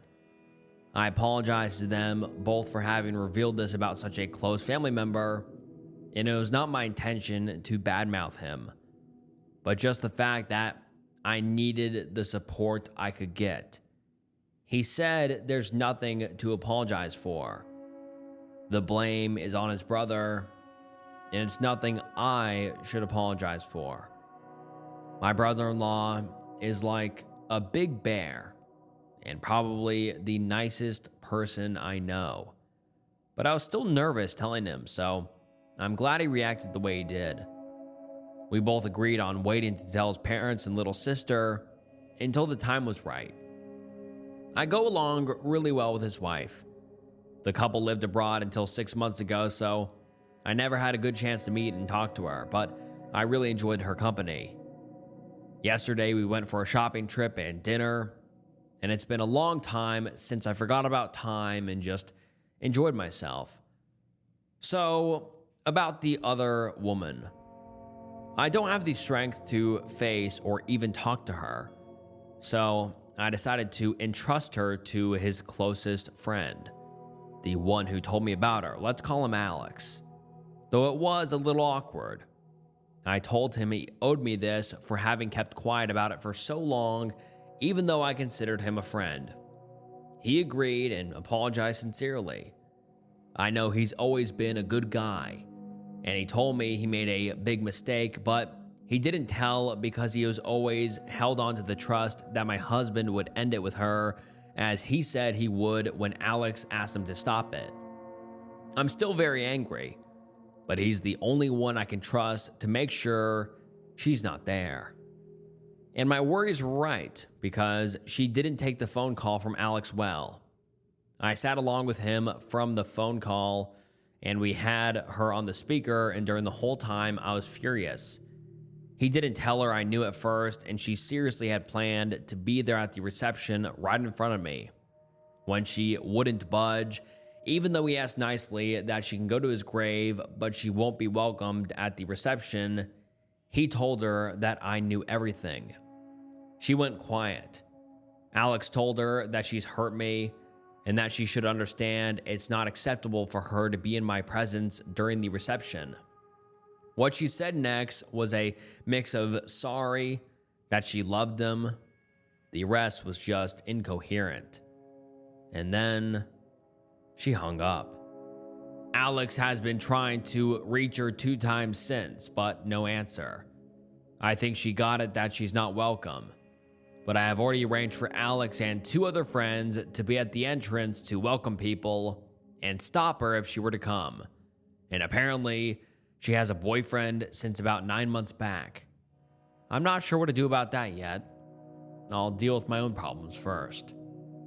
So, that was my update. I have dinner with my in-laws tonight, which I'm looking forward to. Overall, I'm okay. As mentioned above, I'm still confused about my husband, but I guess time will show how I deal with the situation. It feels good that some people around me know about my situation, so they can be there to support me and understand if I behave strangely. Thank you to everyone who posted on my original post.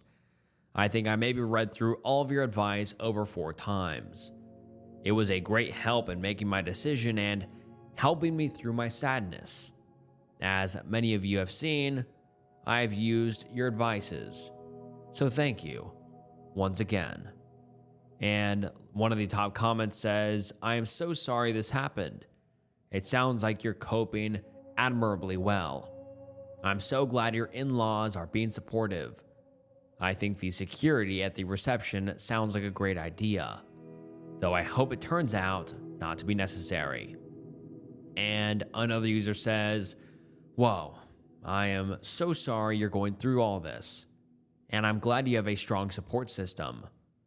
Remember, you don't have to feel anything specific right now. You are entitled to grieve for the husband you had or thought you did until 2 weeks ago, and still feel justifiably angry with him. I'm also glad you're seeing a counselor who eventually, I hope, will help you come to terms with the situation.